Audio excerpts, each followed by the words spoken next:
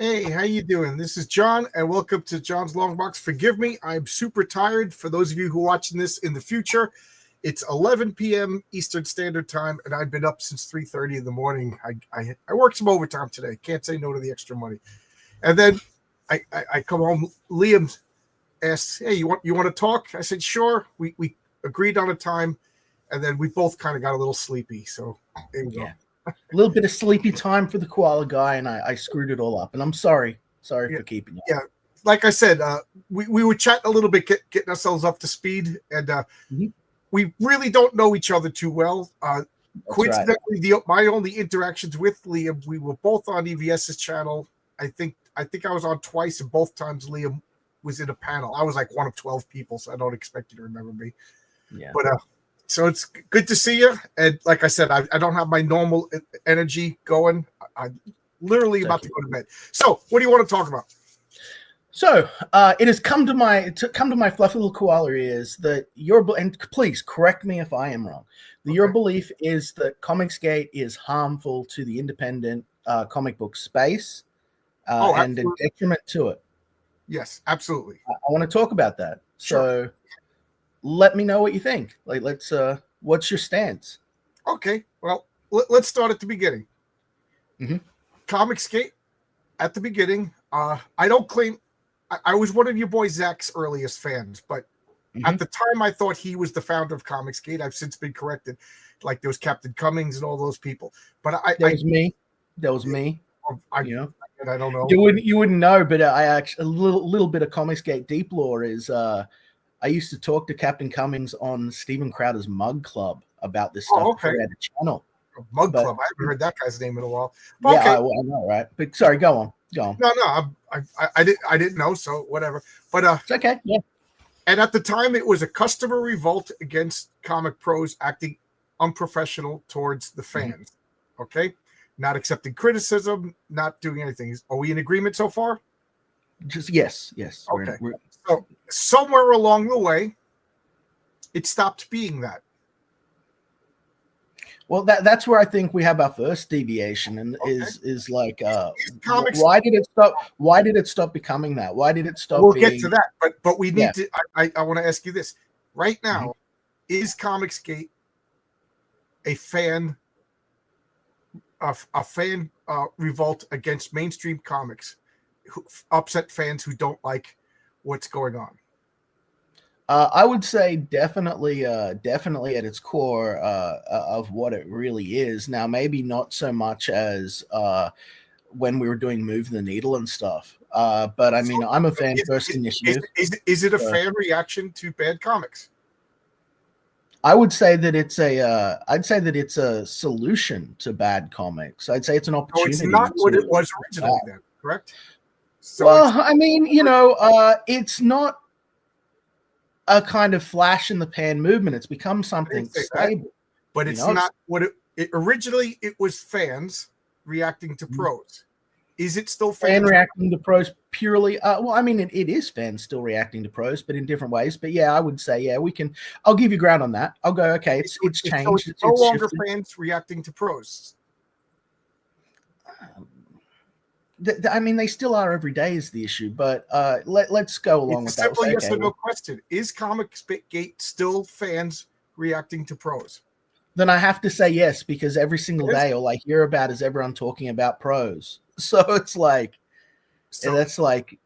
mostly a lot of the focus now is inwards on Comicsgate.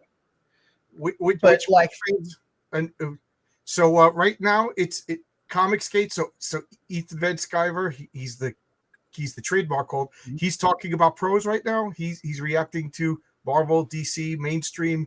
He's accepting criticism. He's accepting customer reactions. Yeah, I would say yeah. Okay, then how come I didn't get my refund for Rainbow the Brute that I've asked for 12 times? Well, that's a legitimate concern. I can't sort of speak from in that regard. Fair enough. You're not a psychic. Okay, so because at one point it was a group of fans, and I was a proud member of it, even though I hated the term Comicsgate. I still do. I hated the term Gamersgate. Like I'm sure you heard of Watergate. We agree so far. So I never liked the name.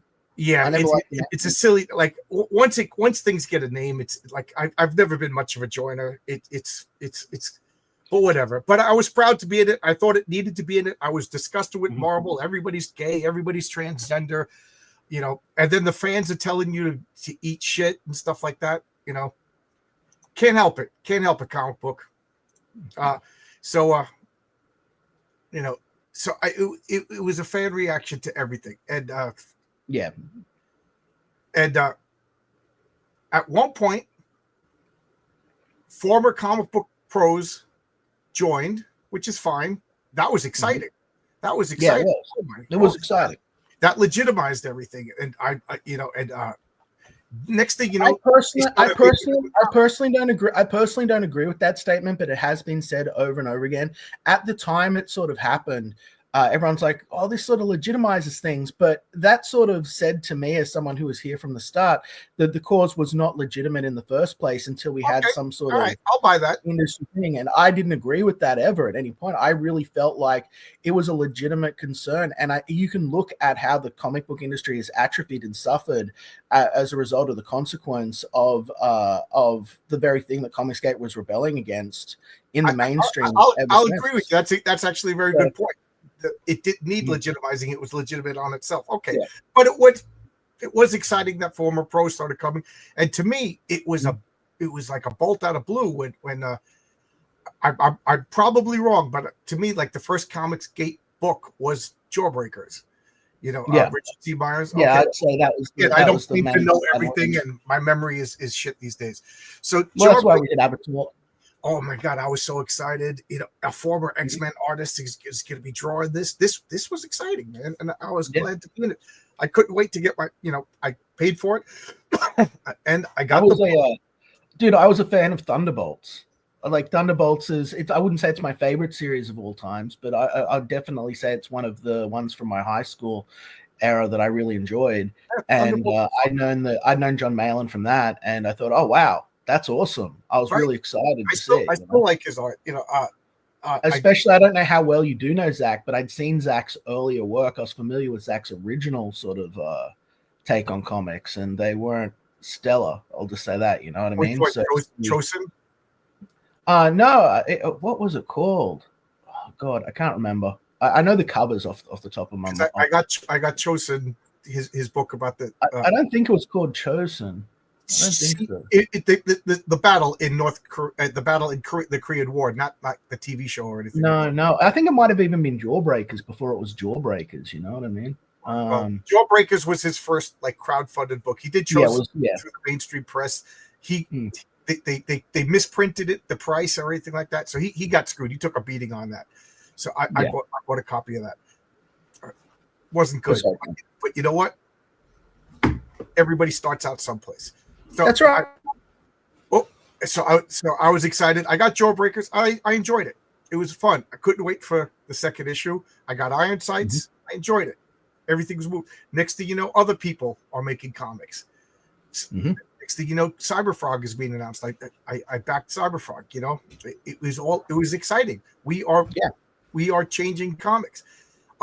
I spent without any sort of exaggeration, just to put things in scale, I spent $37,000 on various crowdfunding projects boosting up independent creators. How much during this era?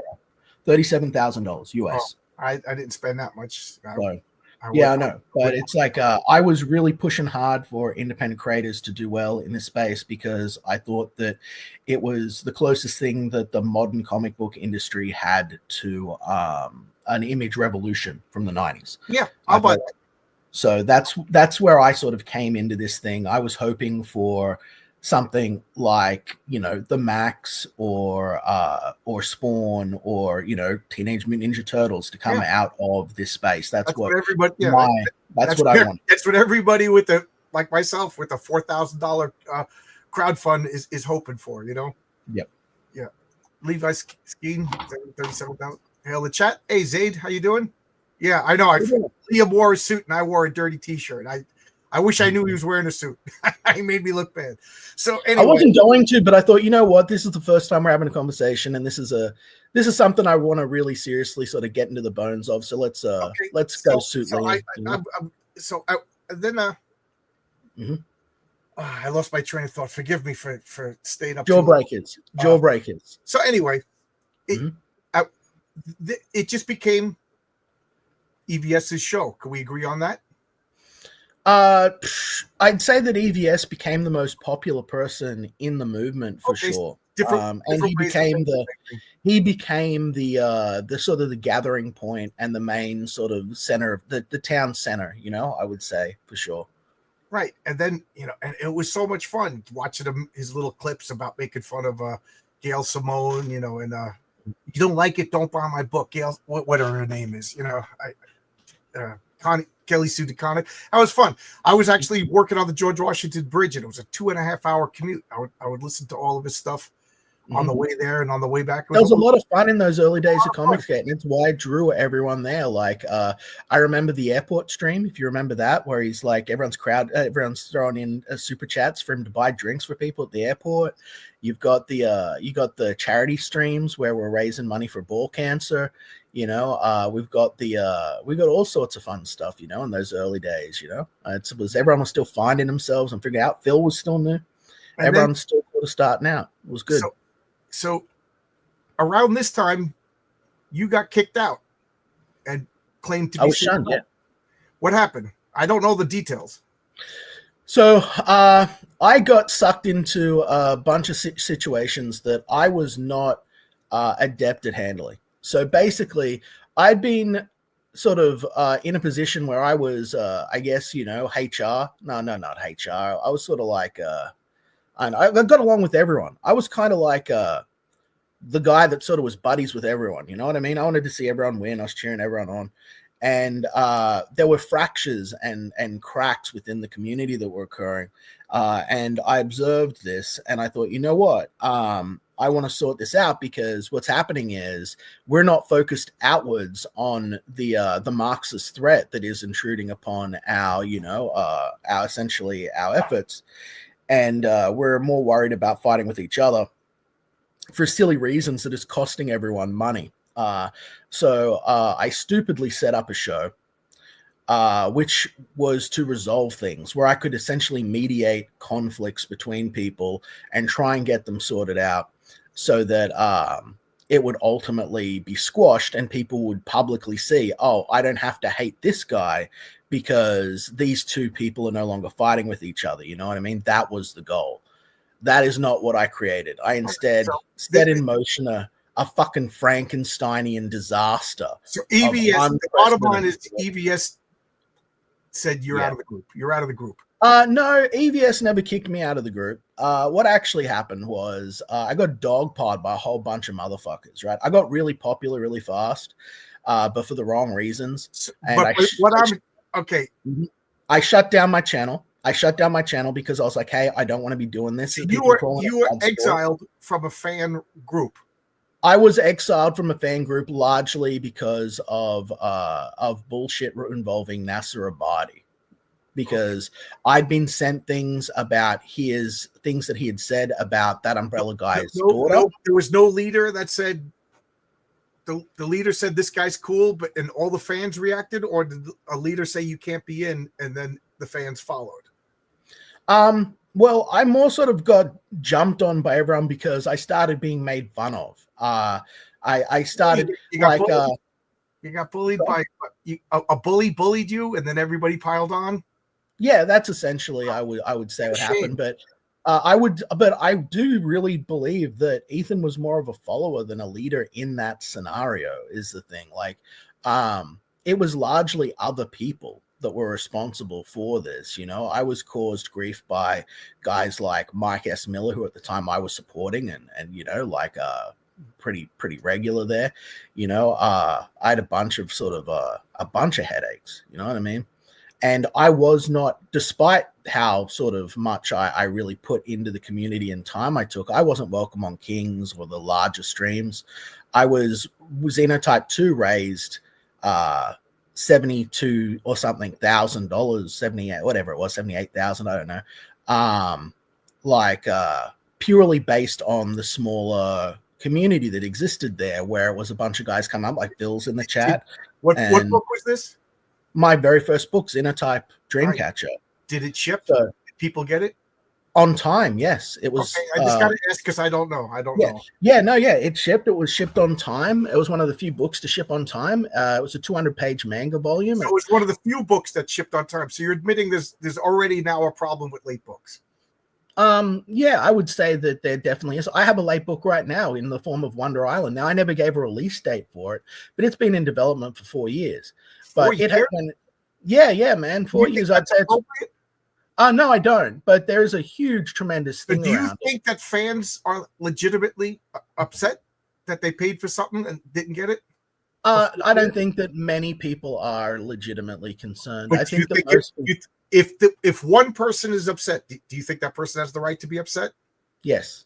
Okay. Yes. So and has the right to express it and has the right to ask for a refund. Right. Do you refund? Is my Joey Lawrence book. I have refunded every single person who has asked for a refund, except for people that have gotten the book and then not liked the book because they personally didn't like me now or something. And yes, okay, I agree with that. You got the book, especially from Australia to, I assume, the United States. It was undamaged. There was no issues with it, but you just don't like me. You watched and you the want to movie, you didn't like the movie. As long as the movie played, you don't get your money back. I totally, absolutely agree with that.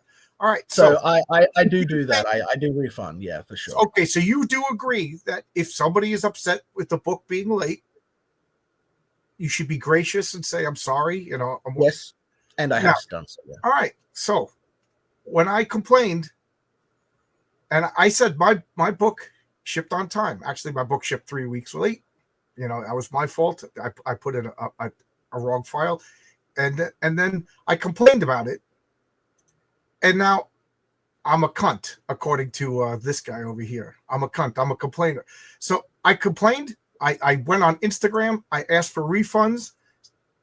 And I got to say, your boy Zach reimbursed me instantly. Mm-hmm. Got to give credit where credit is due. But other books, nothing. No response, nothing. People who make $2 million don't have anybody to respond. And then when I complain on Twitter, I'm dogpiled. I'm yelled at. I'm looking at this chat right here. I'm not doing this to stir you up. This is a genuine question. Right. Did you go through the correct means to request a refund request? Did you email the correct channels, or did you go on social media and put them on blast? I just Friday. This has been going on for weeks. So just Friday is the first time I requested a refund. I mean, on Twitter, I went through Instagram, you know, no updates. And then every time anybody says anything, they complain. So Eric July shows up out of the blue, because I literally never heard of Eric July. I believe it or not, I keep my Twitter and YouTube circles small. Pretty tight, yeah. Because I just want to talk about comic books. I hear this guy's making comic books, and what he's saying really appealed to me. Dead means dead. There's going to be continuity. Yeah, he copied all of my talking points from Xenotype. Yeah, he stole it all from you. He stole it. No, I'm not even joking. He stole the 3 C's of Conquest Comics and literally ran with the same model as I had done and said the same. Well, it's a good idea. I'm going to do the same thing. So I'm stealing 3 moves. There's going to be continuity. Dead means dead. You know what I mean? I don't even remember and then Isom came out. I didn't particularly like it. Eric July came on my channel. He was gracious. We talked. He came back a second time. He was gracious. We talked. I bought the second Isom. I didn't like it. And I directly asked him a question. What does Isom mean? And he hemmed and hawed and he avoided the topic. And I was done. I was just like, if you can't explain what your character means, I didn't like it. And everybody knows, even the Ripper guys know I don't like the Ripper comics. Eric July never got mad at me. He never complained. He never said anything. Matter of fact, he probably doesn't even remember I exist. You know what I mean? Yeah. So it became a cottage industry where the CG guys, when I say CG guys, I'm talking about, you know, the solar sun and everybody else's orbiters around the human sunbeam. It's been a year of Trashcast, years talking about trash, and his subscriber count went down. When I say his, I'm talking about Ethan Van Sciver. Okay? I see that he's the numbers that he gets for other people that support him, they're going down and down and down. And I've personally talked with other people that know him, and they get really sick of this. Every day I'm getting comments in my videos, in my email, in my direct messages. I can't deal with Comicsgate anymore. I can't deal with Comicsgate anymore. I used to watch Ethan Van Sciver. I used to do this, and then one day I foolishly admit this was wrong of me. I said, Ethan put up a tweet. It's Friday night. Who is ready for a trash cast? I should have minded my own business. I should have taken my own advice. I tell my friends. We're imperfect creatures. It's okay. You don't have to justify. Yeah, I'm flawed. And I said, God, no, it's Friday night. The last thing I want to do is talk about something I don't enjoy. And he said, but it's important. And I got a response immediately from him. It's important, John. And I said, no, it's not. It's not important. Next day, all my DMs are being read. I'm the bad guy and everything. So whatever. Sound familiar? Well, you said you criticized something and now you kicked out? Yeah, for sure. But here's the thing, like, is Comicsgate Ethan Van Sciver? Or is he Comicsgate literally owns the trademark. Doesn't matter. I think the Comicsgate I think of Comicsgate like a marketplace or a bazaar. Okay. You ever been to like a flea market? You ever been in somewhere like that? There might be one big store. There might be one big stall doing a big thing. There might be the circus, but there's all the other little places. Like, we're just all carnival barkers doing our thing, standing here, benefiting from the crowd. And if we're not able to generate the crowd, if we can't set up a dog and pony show or circus or be good enough carnival barkers to get people in, we can at least set up like a little game outside, and people that are walking towards the big festival tent might stop by and check out what we're doing. I think that that's very valuable to independent comic book creators, and I think that you can't be upset that Ethan Van Sciver and the content he creates is popular, because that's being upset with the populist desire of the community. You just ramble and rave, but Henry Bemis over here, EVS and Valen have spent the last 2 years shrinking CG fan base. Is that true or false? I would say that's false. False. Yeah.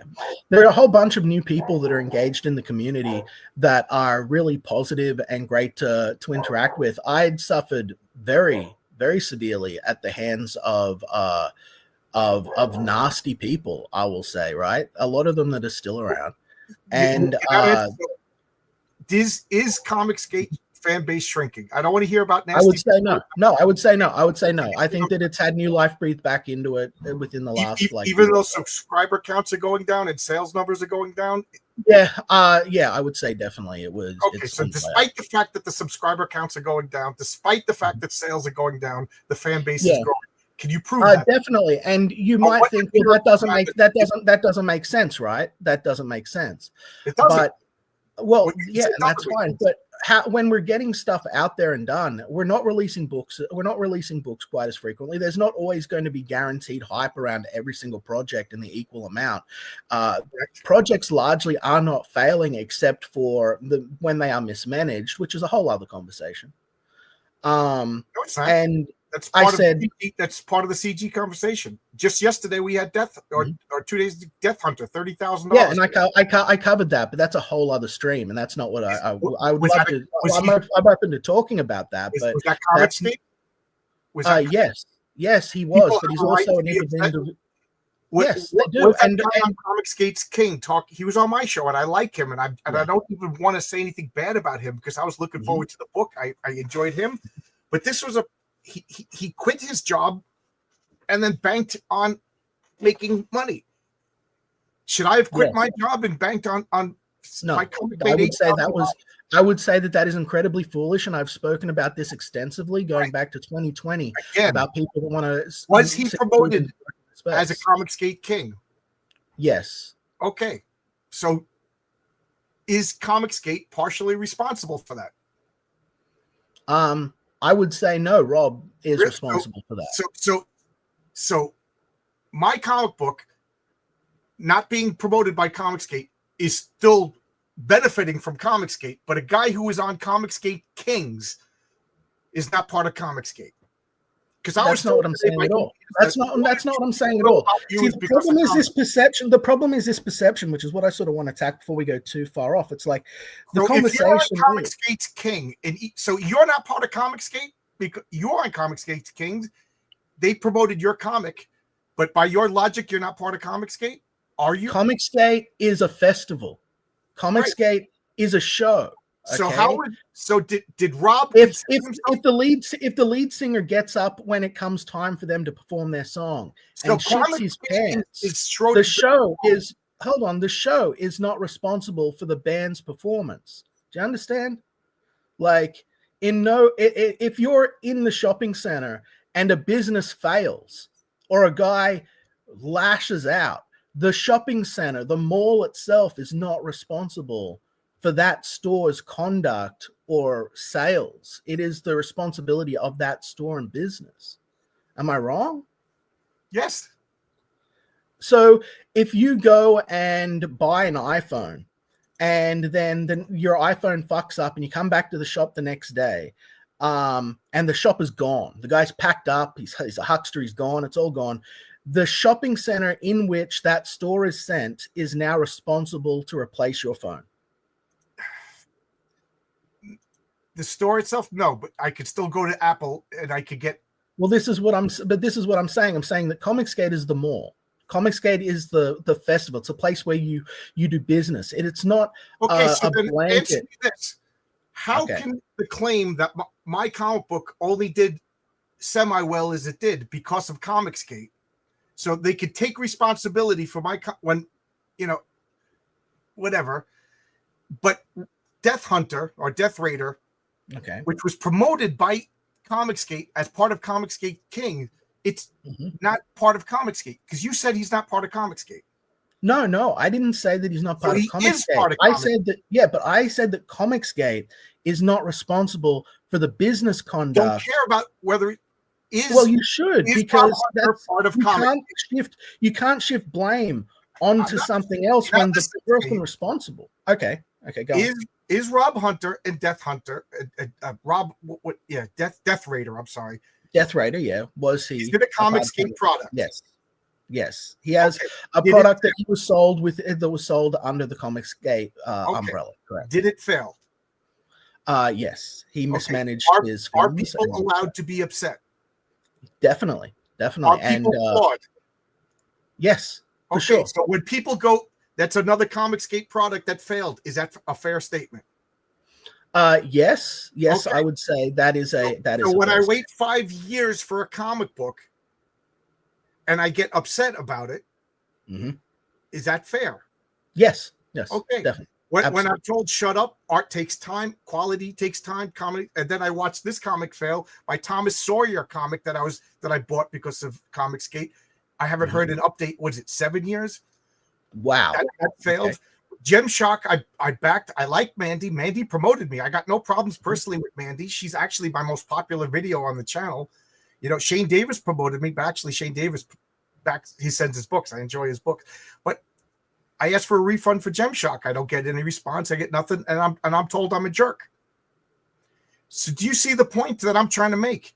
I see that there is definitely nobody's mad at Graham Nolan. Look, this is what I'm saying too. And why should Graham Nolan's business suffer sales damages or suffer reputational damage due to the mismanagement of a campaign by someone like Rob Hunter, who takes $32,000 from the backers and then disappears? Why should Graham Nolan suffer any sort of consequence with that? Because he's Comicsgate. Graham Nolan is conducting himself like an absolute professional. Why should RT bear? He's the gold standard. He is absolutely. I met him. He's personally a gentleman. His comics are awesome. He's super talented. He's super fit. Have you seen him? He's got arms like tree trunks. The dude's like the perfect man. I don't know. I feel intimidated every time I'm around him. He's great.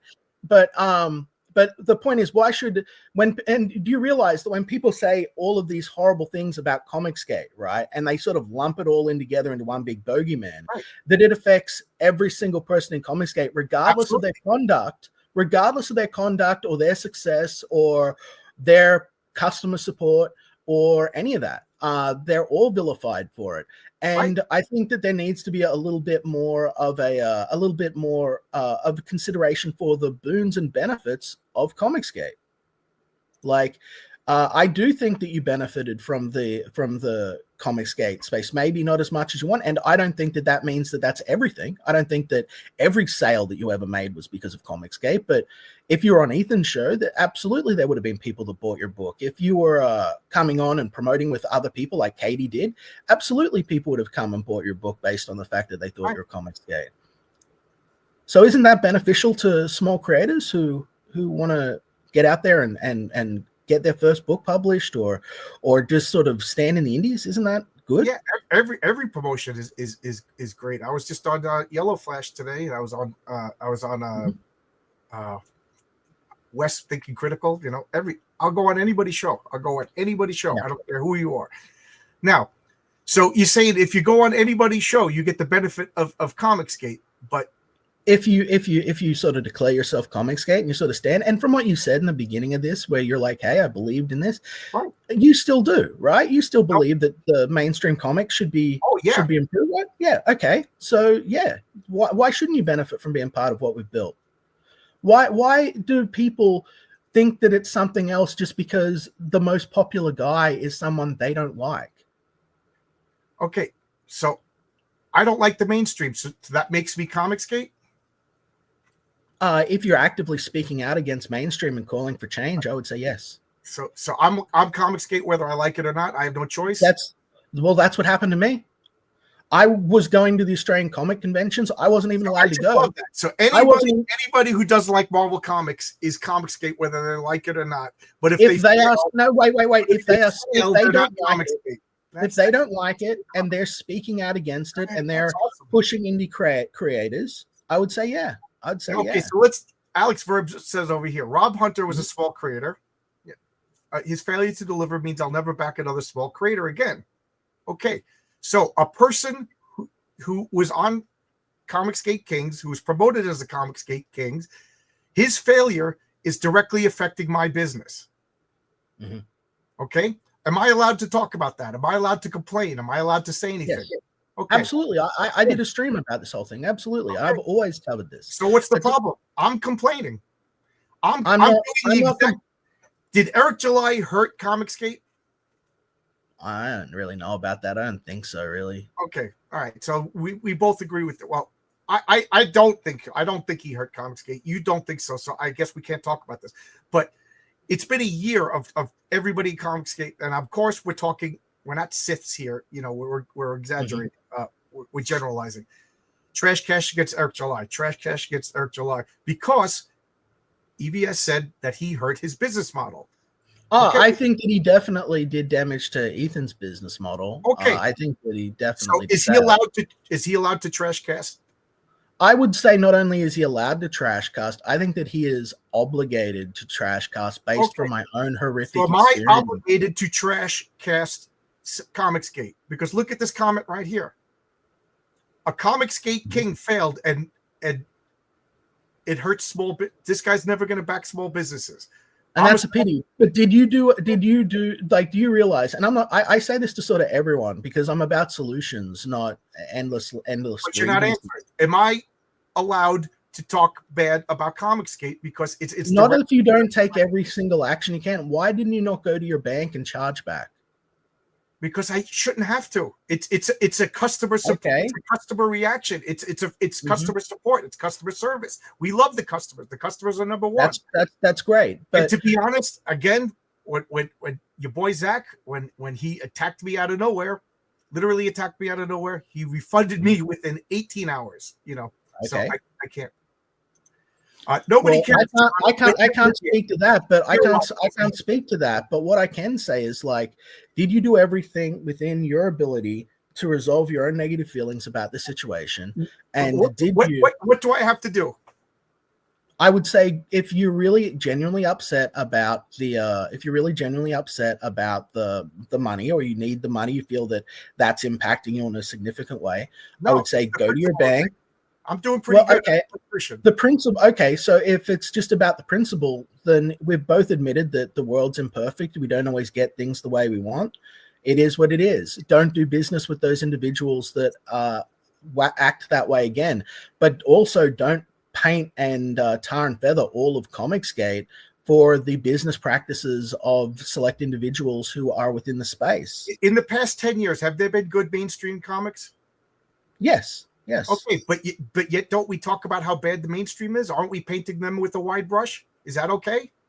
Unfortunately, I would say generally no. There are exceptions largely, but the overall quality of Comicsgate is a reaction to bad mainstream comics. Everybody talks about which I believe is a genuine issue. We don't mention the 5 comics, the 6 comics, the 10 comics. We say mainstream comics because we talk in generals, because we're normal people. I'm not, you know, I don't know what your politics over there in Australia. Believe it or not, I thought you were from New Zealand until we started talking. So, you know, I'm the koala king of Australia. I'm the #1 comic book producer in my entire country. About a political party. Yeah. The Democrats are bad. Are there good Democrats? Sure. So when I say the Democrats are bad, do I have to go except for Phil Moskowitz, except for Liam Gray, except for Tony Griego, except for Tim Olson? No. It'd be nice. I like when people say my name. But you know what I mean? You know, I do know what you mean. I understand. All right. But so yes, in Comicsgate, there's for Graham Nolan's. You know, yes. I'll go on a list and I'll say Katie did was good to me. I didn't, you know, somebody pointed out that she was a Comicsgate Katie. I didn't know. I just thought she was a girl who promoted people. Katie did was awesome to me. Mandy was good to me. She was really good. She actually charmed me, man. I was like smiling for a week when she came on my channel. Very charming. Knew her D&D stuff. Shane Davis was great to me. EVS was EVS, and I'm trying to think, you know. So, but my problem is, like I just pointed out, it's impacting my business. I'm getting messages every day. I like your book. I like you, but I don't back any books anymore because I've been burnt too many times. So am I allowed to complain? Is there a problem? And I talk too much, and the comments are saying I talk too much. I apologize. Go ahead and talk. No, there's not a problem. You're definitely allowed as a consumer. I've been through the gauntlet with this. I've seen people say you're not allowed to have an opinion because you're a creator now, like we don't love comic books.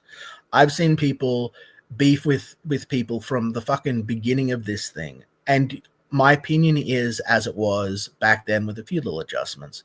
I think that when you do complain like you do and you have that be the dominant course of your conversation, that it ultimately is reducing the excitement and hype and these issues that you're sort of touching on aren't possible to get resolved due to the conflicts, the interpersonal conflicts that have occurred. A lot of people just don't want to deal with bullshit, just to be frank. So when you're complaining, regardless of whether you think it's legitimate or not, to them it's noise that's annoying. And it's a customer. We love. I'm aware. But just last week, I had people coming onto my my Twitter timeline, going on about bullshit. And when I said, "Did you even back my stuff?" they threw up their hands up in the air and saying, "Oh, now you've got to back Liam's stuff to sort of to affect him." It's a lot of concern trolling bullshit. Okay, I'll give you that. Yeah, absolutely. So if I wasn't a customer, it wouldn't bother me. I know, but here's the thing. I don't complain about people that I don't complain. And I understand, but you've got to think about it from the point of view of the other people, right? They are dealing with this in large numbers every single day. Is it perfect? Is it great? Is it again? We've all admitted we're flawed people. I would address this comment. You do, Johnny, never heard of Buyer Beware? Okay, yeah, I heard of Buyer Beware, and now I'm complaining. Have you ever heard of go fuck yourself. You took my money, and now I bought the right to complain. Oh, I backed your book, and I didn't get it for 5 years. I'm just supposed to just shut up and I wanted to talk to you about whether or not you thought the Comicsgate, the thing that sort of the reason that I reached out to you was because I'd been told that your opinion was, and you agreed on it before the stream, your opinion was that Comicsgate does more harm to the, to the independent comic book space than it does good. So you're saying because there are a few people that don't adhere to the values and principles that you think they should, right? That every single other person benefiting from Comicsgate is somehow benefiting less than if those people didn't exist at all. Say that again. I'm sorry. I couldn't follow the logic. Okay, so you're saying that because there are people who you morally disagree with in the comic book space that are sort of leading voices. No, I don't care about the other people. Well, you said principles. Principles is morals. So because of that, there are other people in the space that are benefiting, and you think that they are benefiting less than if these other voices with different principles to or different behavior that you would ask for were not here at all, or Comicsgate was not here at all. I'm not following your logic, but let me just put it this way. way. So what I'm saying, let me put it simple then. If Comicsgate wasn't here, a fuck ton of creators wouldn't have the promotion that they have. They wouldn't have access to the channels that they have. They wouldn't have the interest or the fan base that they have. And before Comicsgate came along, the average comic book crowdfunder was $5,000 on Kickstarter. We worked incredibly hard, all of us, everyone, even a lot of people that have been shunned and gone their own way, have worked very hard over the course of the last 10 years to create an ecosystem where there are engaged and active fans that are interested in supporting independent voices that were not previously here. And their shows of choice, the things that they tune in for, are these people that you are being critical of because they personally enjoy that content. That's what they like. And those people back other people's projects. That's what I'm saying. Right. So Comicsgate, yes, original Comicsgate blew up. Mm-hmm. Captain Cummings, which I didn't know anything about, your boy Zach. And then the second wave came along and made it a business model, not a fan reaction. It's an evolution. Image stepped away from Marvel Comics and then ended up being like, hey, we're doing a bunch of stuff. Then they became a company. Then they created a system where people can spend $3,000. Can spend $3,000 and publish through Image Comics. Comicsgate. Comicsgate went from a fan reaction to a business model. Well, it's still, this is the thing. I don't like exclusivities because it diminishes the fact that there are so many people that are passionate about the cause that are still out there. About their passion. Comicsgate went from a fan reaction to a business model. Yes or no? Yes, but that's not mutually exclusive. Like, it created a pathway for people to come up and promote their stuff for sure. People made money from it for sure. And I'd argue it's one of the longest, most successful online movements in the internet. Like, unlike Gamergate, unlike all this, the Cynic movement,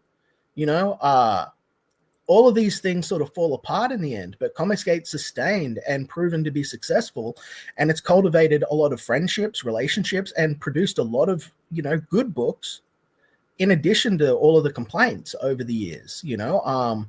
For every one book that's a cut and run, we've got like 5 that are great. So we can't ignore the success of this. It wouldn't be a business if there wasn't money to be made and if there were not successful people doing this. The correct sentence, of course he's allowed to trash cast. Yeah. Am I allowed to trash cast? Yeah, I mean, for sure. I found that not doing it actually is more harmful because you end up with people that have larger channels that will broadcast lies and misinformation and misrepresent reality, and then everyone will come and believe it. I've seen this over and over again. Even larger YouTubers like Mr. Sen agree. The popularity is truth on the internet. I think that is detrimental, largely. I need to. Alex says he was joking when he said, "See, this guy will never back small." But Alex, people are saying that. People are saying, "I'm not going to back any small creators." I've heard it.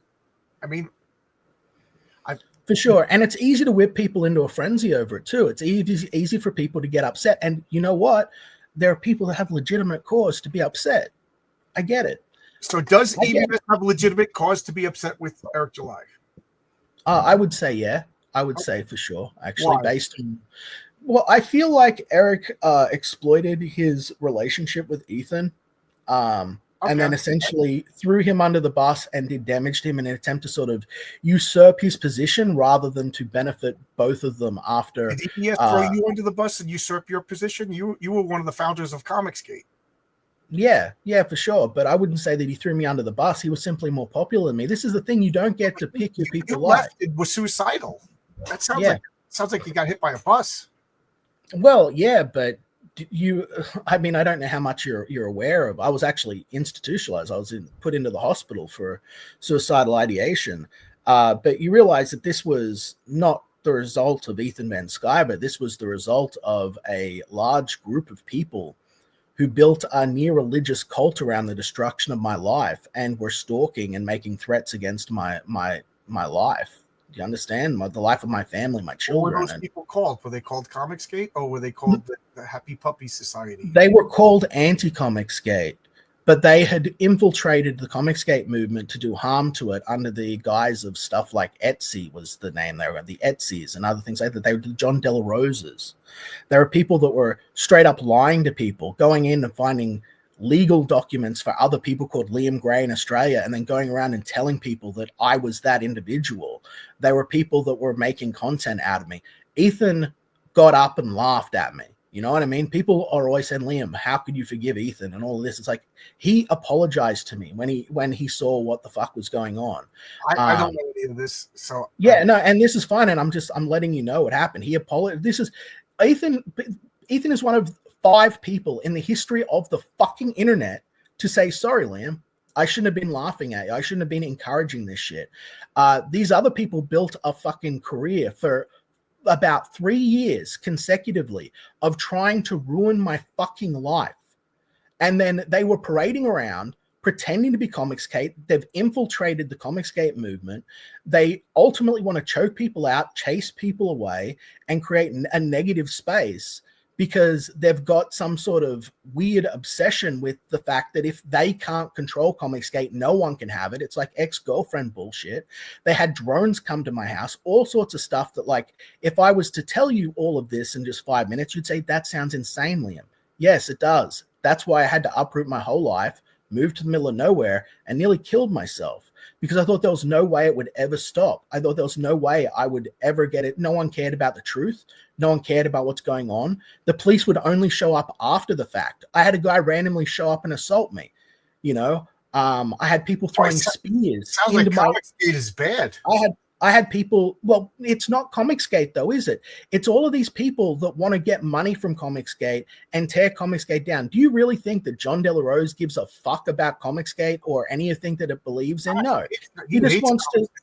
Yeah, and he pretends to be Comicsgate, and that's what these same people do. They put a skin suit on, and they come over and they do harm to it from within. John De La Rose claims to have created Comicsgate, like somebody else I'm talking to. Yeah. But you know, I never claimed to be the center of all of Comicsgate. I was just here in the beginning speaking out against the issues in the mainstream, and regardless, like, this is the shit that I had to face. Now, you know, it's not Comicsgate spraying Comics Gay in front of my house. It's not Comicsgate throwing spears into my yard or sticking nails into the tires of my vehicles. You know, like, that's not them. That's people that hate Comicsgate. That's the anti-Comicsgate crowd that are the guys that are masquerading as CG, that want to do damage from within. There's a lot of people that hate Comicsgate in Australia. There's a lot of people that are in the United States that see Liam Gray as content, and so you fly all the way to Australia to spray. No, that's absolutely absurd. Listen to what I'm saying. What they do is house and they throw spears in your backyard. Yeah, and they hire people to do so. They hire people to do so via sites like Gumtree. There are police reports about this. This is an ongoing federal case. But regardless, it's treated like it's nothing serious. It's all laughing stock. But it takes away from the fact that Comicsgate, as essentially a show, and I don't mean like an individual YouTube show, but as a space, has benefited numerous people. You've admitted yourself that it benefited you. So why can't it be what it was always like? Why does it have to be Etherman Sciver simply because his voice is the loudest? Because he owns the trademark. He calls people kings. He's the human sunbeam. He's the boss of Comicsgate. So, what else am I supposed to pick? One of the lower tier guys and say that he's in charge? Do you have to say anyone's in charge? Yeah. Why? Because the guy who says he's in charge, I assume he's in charge. Are you going to sit here and deny and say that Etherman Sciver isn't the boss of Comicsgate? Yeah, I am. You are? Yeah. Okay. Yeah. Who I've been in the King's room. I've been in the King's room, right? And on whose channel? On Ethan's. Oh, really? That's weird. The guy who's not in charge has the King's room. Oh, God. Dude, what I'm saying is I've been in there and he's not giving anyone marching orders. He's not telling anyone what to do, what they can and cannot do. He's not doing that. That's not what he's doing at any point. He's going out and he's putting on a show, right? He's going out and he's putting on a show.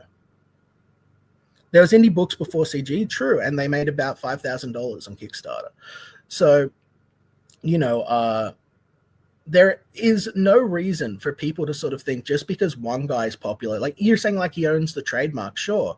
But are you selling Comicsgate books?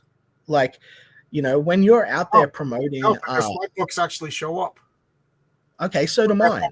So do mine. I've fulfilled like 5 different books. Out of how many? All on time. Out of 6. Out of 6. Wonder Island. Wonder Island. Yes, and Wonder Island is being worked on. It's being leaded. It also went from a 60-page book to a 200-page book at no extra cost to the customer. It was also hand painted. Like I'm sorry that it's my one late book, but how about all of the books that were never late that no one wants to talk about? And on top of that, I never even gave a release schedule for Wonder Island. I said it'll be done when it's done from the start. I said this is where I want it to be done. Stuff happened. It was in development hell. And everyone wants to focus on that instead of all of the wins I've done and all the books I've fulfilled since then and along then. And then the fact I never stopped working on it. So it's like, you want to focus on the negative, the one thing that you can sort of latch onto, or do you want to actually reach some sort of conclusion? You want to look at all of the bad stuff, or do you want to go, well, actually, look, this is actually kind of good for creators. This is given people an opportunity to publish their work that would otherwise go unnoticed. People said, I don't know anything about this. I can't comment on this. Yeah. Okay, so let's talk about this. I saw pictures of a comic convention of people in Ripper t-shirts, people hanging out, having fun. Could you show me any pictures of people going at comic conventions, hang with CG shirts and having fun? And it just doesn't. It seems like it's just the only thing. There was the whole controversy over the I forget what it's called. I was sort of out of graces at the time, but like Tampa. There's a whole convention about that. And there's been various different shows where people have shown off they're like going to different conventions and stuff. Like, but here's the thing. Is that the one where everybody became Dungeoneers and half the group got kicked out? Yeah. Hey, don't go to a sex dungeon with your adult friends. It's going to give people talking points, I'd say. So, but tell me about that. Who kicked them out? Who kicked them out? The popular opinion that they were being degenerate, and the masses. Like everybody had a vote and kicked them out.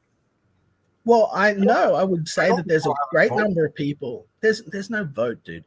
You're giving all of this power to people that like, if you were to say tomorrow, hey, I'm Comicsgate, right?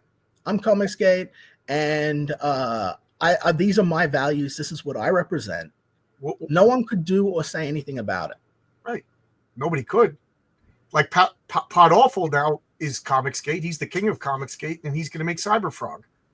Okay, cool. I'd say that's a little bit trademark infringy. That's like, a little troublesome, I would guess. But I don't you know trademark law, but he's now the king of Comicsgate because he said so.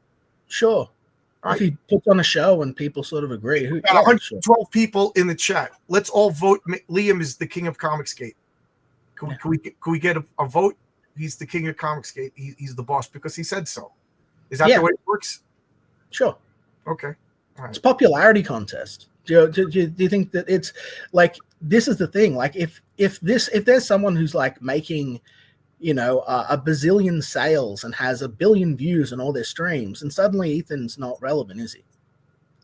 Right? He's only getting 1,000. Then what are you going to do? Then what's the argument? Like, at the end of the day, Ethan's not saying who can and cannot succeed. He's saying who stands head and shoulders above others based on his opinions, based on their work, So if Ethan says Phil Moskowitz is leaving Comicsgate, and you stand up to him and say no, then he go, okay, Phil Moskowitz is still Comicsgate. No, he probably would. We'd probably laugh at you, but would Phil Moskowitz be exiled? No, only if Phil adhered to it and bowed down and stepped away. Only if Phil walked away. Who kicked you out of the King's Room? Who kicked me out of the King's Room? I never got kicked out of the King's Room. I'm still in the King's Room. Everyone else in the King's Room left. And I would say who kicked me out? I would largely say Von Klaus and Anna spazzing at me got me kicked out because people wanted to save face with those people and they don't like me. That would be, but my actions, I had a guy show up here at 3 a.m. in the morning. I had to send my family away. He was banging on my doors, trying to break in. I'd called the police. I had to wait 7 hours for the police to respond. And I said in the King's Room, I'm like, guys, I'm freaking out here. I think I'm going to have to shoot this guy. This is fucked. And that made people uncomfortable and they left. I was told I shouldn't have said something like that in there. And I guess I shouldn't have. Didn't Cecil bring everybody to the sex dungeon? I don't know. It's Cecil. I wasn't at the sex dungeon. Yeah. I don't know. I'll tell you definitively. Cecil brought everybody to the sex dungeon. How come he's not? I would say if Cecil invites you to the sex dungeon, don't go to the sex. I would say if anyone comes to you and is like, hey, you want to go to a sex dungeon? Say, no, I'm good. I'm good, thanks.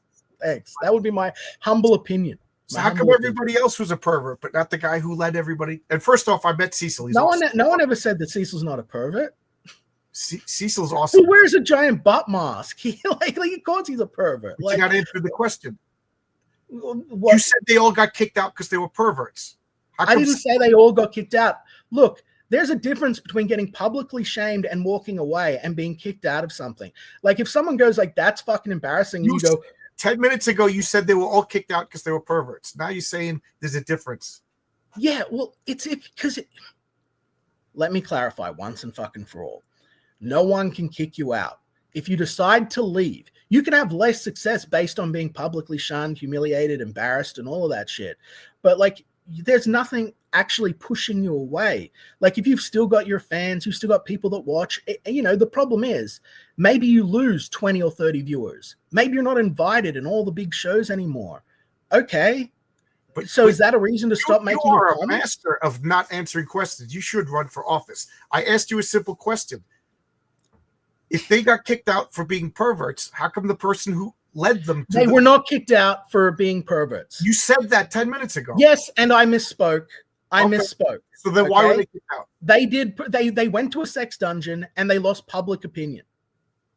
Okay? People went, okay, we're not sure about that.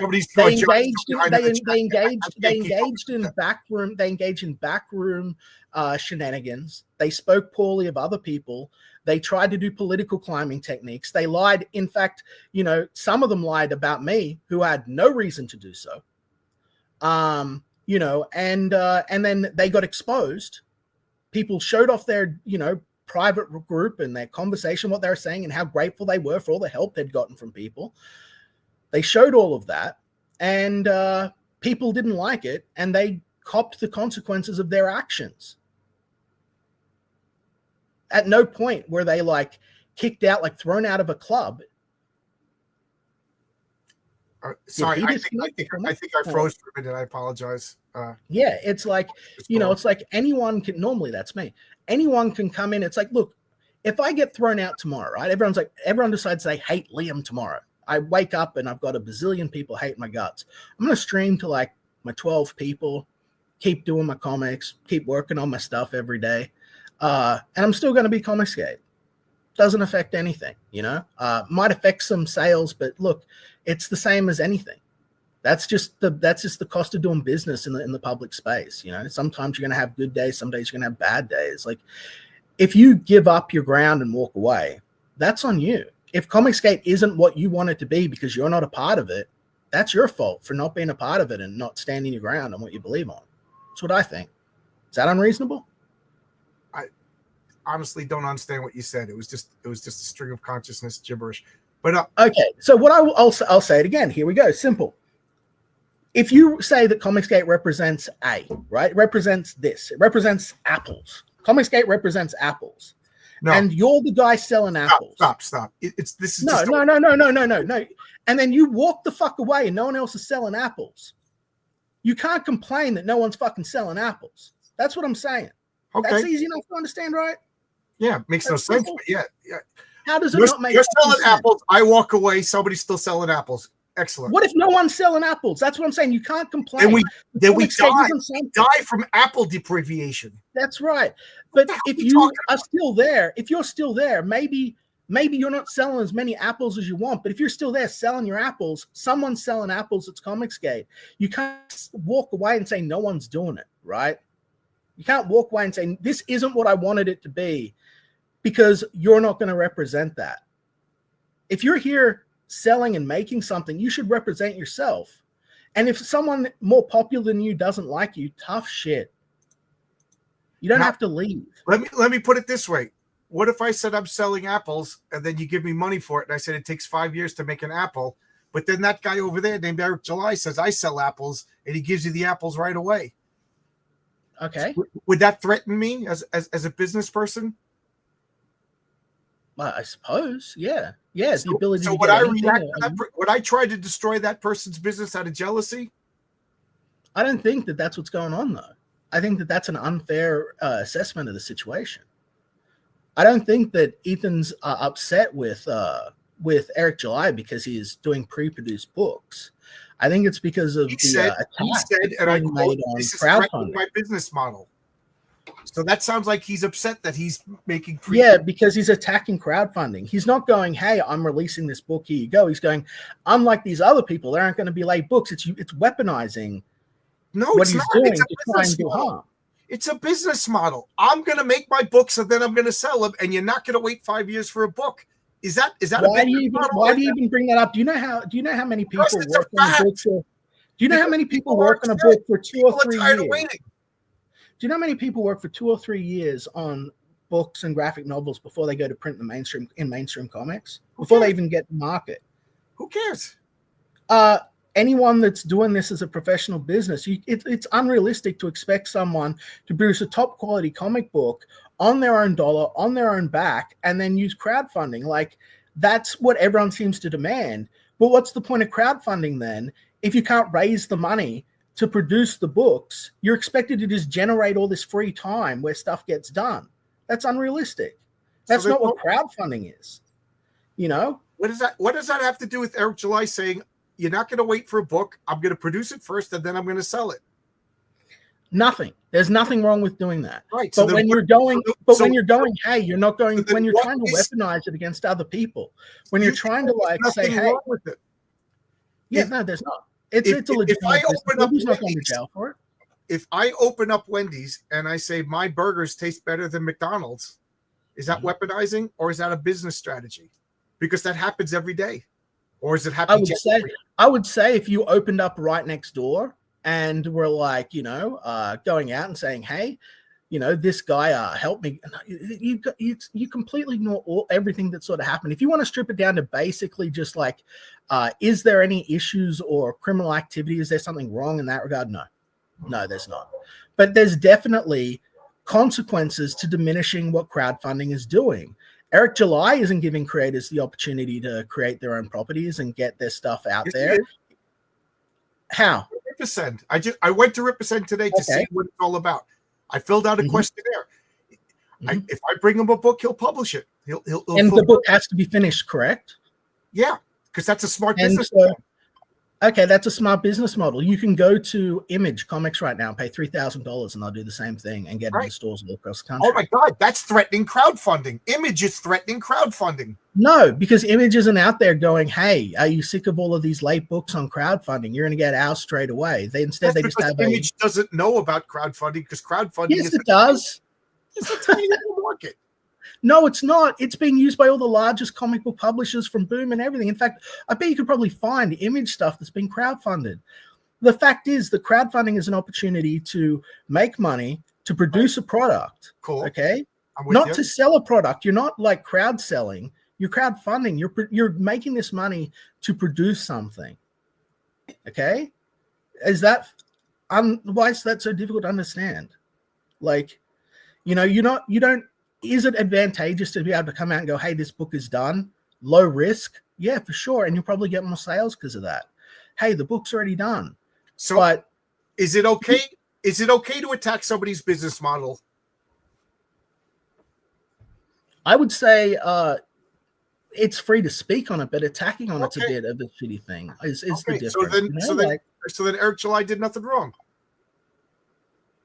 No, he definitely did, because it was a betrayal of confidence, and he benefited from the entire space. It secret that Comicsgate books are late? What about all the Comicsgate books that are not late? Right, but what about the ones that are? And unfortunately, so not all Democrats are communists, but the few communists that there are paint the whole party as communist. Not all cops are bad, but we talk about the bad cops. Not all are molesters, but you understand the bad apple defines the group. That's the way it is in human nature. Do you think that is fair? Do you think that is fair or justice that that is affecting the business of other people who are conducting themselves? No, that's why I'm complaining. Comicsgate is hurting my business. I don't think it is, but it's a human fact.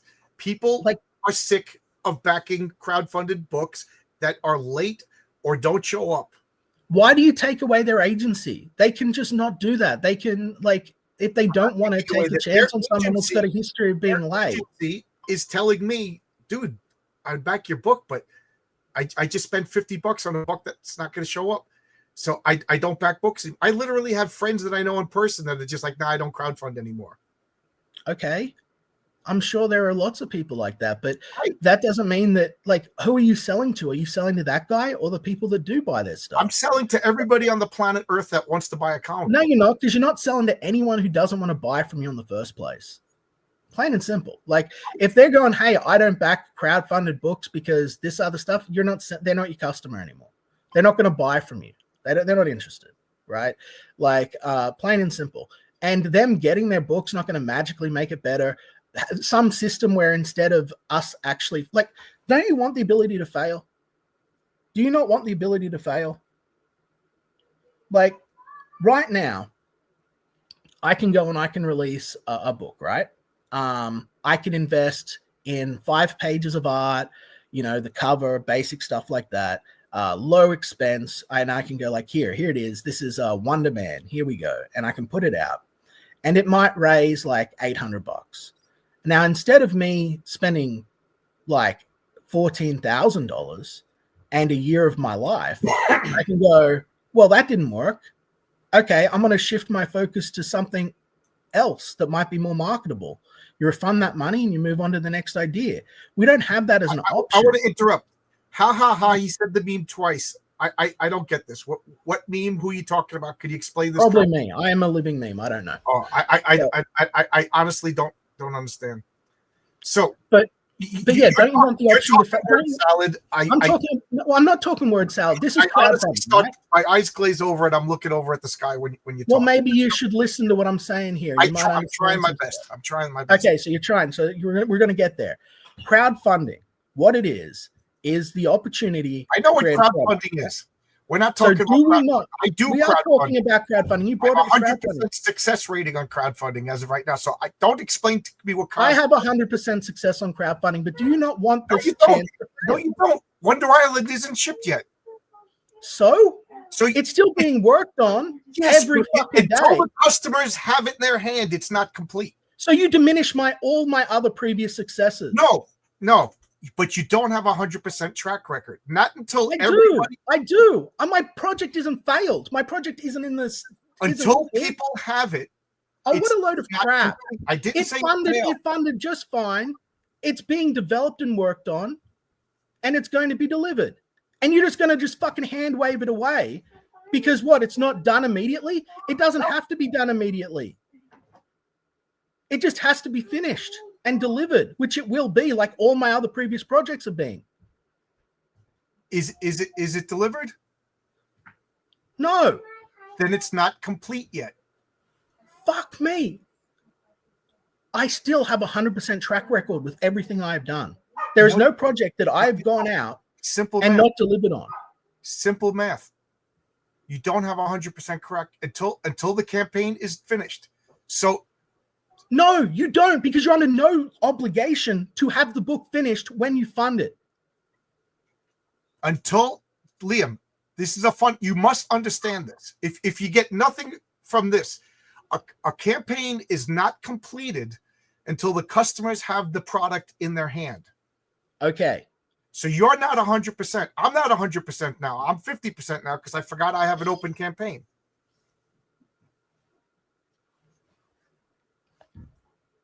Do you think that every single thing that you take to crowdfunding needs to be completed? Yes. And successful? Yes. For crowdfunding to have value? Yes. Well, you are wrong.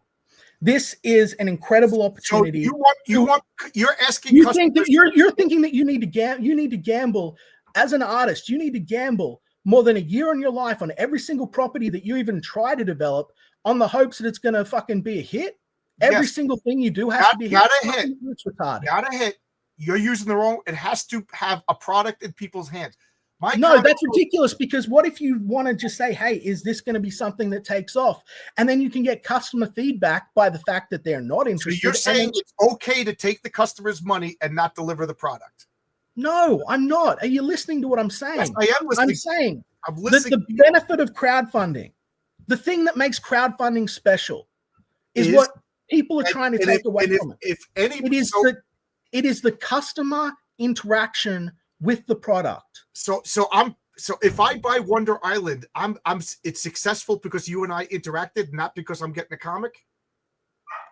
Are you even listening to what I'm fucking saying? Yes, I've been listening to. Are you? No, you're not. You're talking fucking in circles. Listen to what I'm saying, John. Okay, what I'm saying is, let's say I launch again. No, like the example I gave.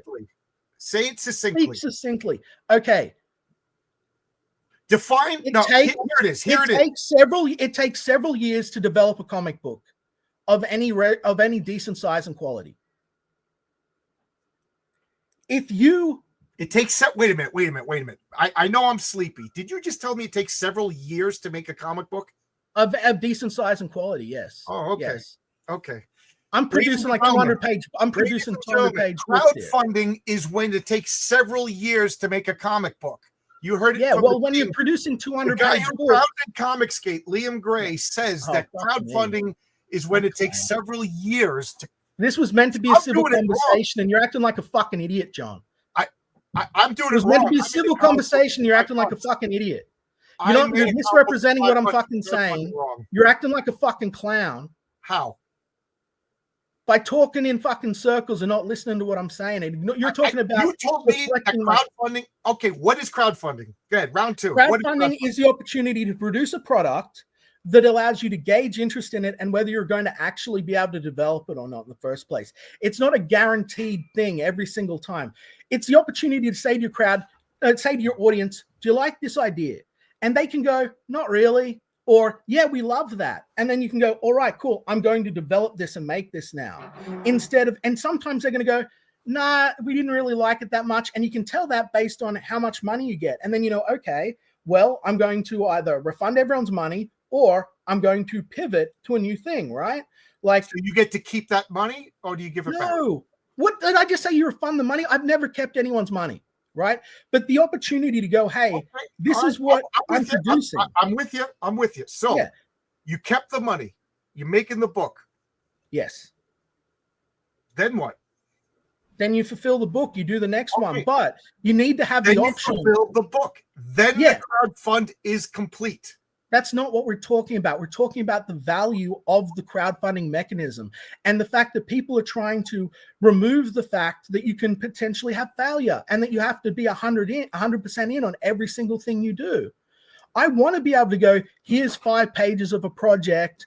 Do you like it? And if people don't like it, I don't want to spend 2 fucking years putting another 200 fucking pages in and thousands of dollars that I didn't raise. I want to be able to go, okay, that didn't work, refund, pin it, do something else. Okay. That's the benefit of crowdfunding. If you're coming in where you've already produced the 200 fucking pages because you got to deliver as soon as it goes, you don't have the freedom to fail.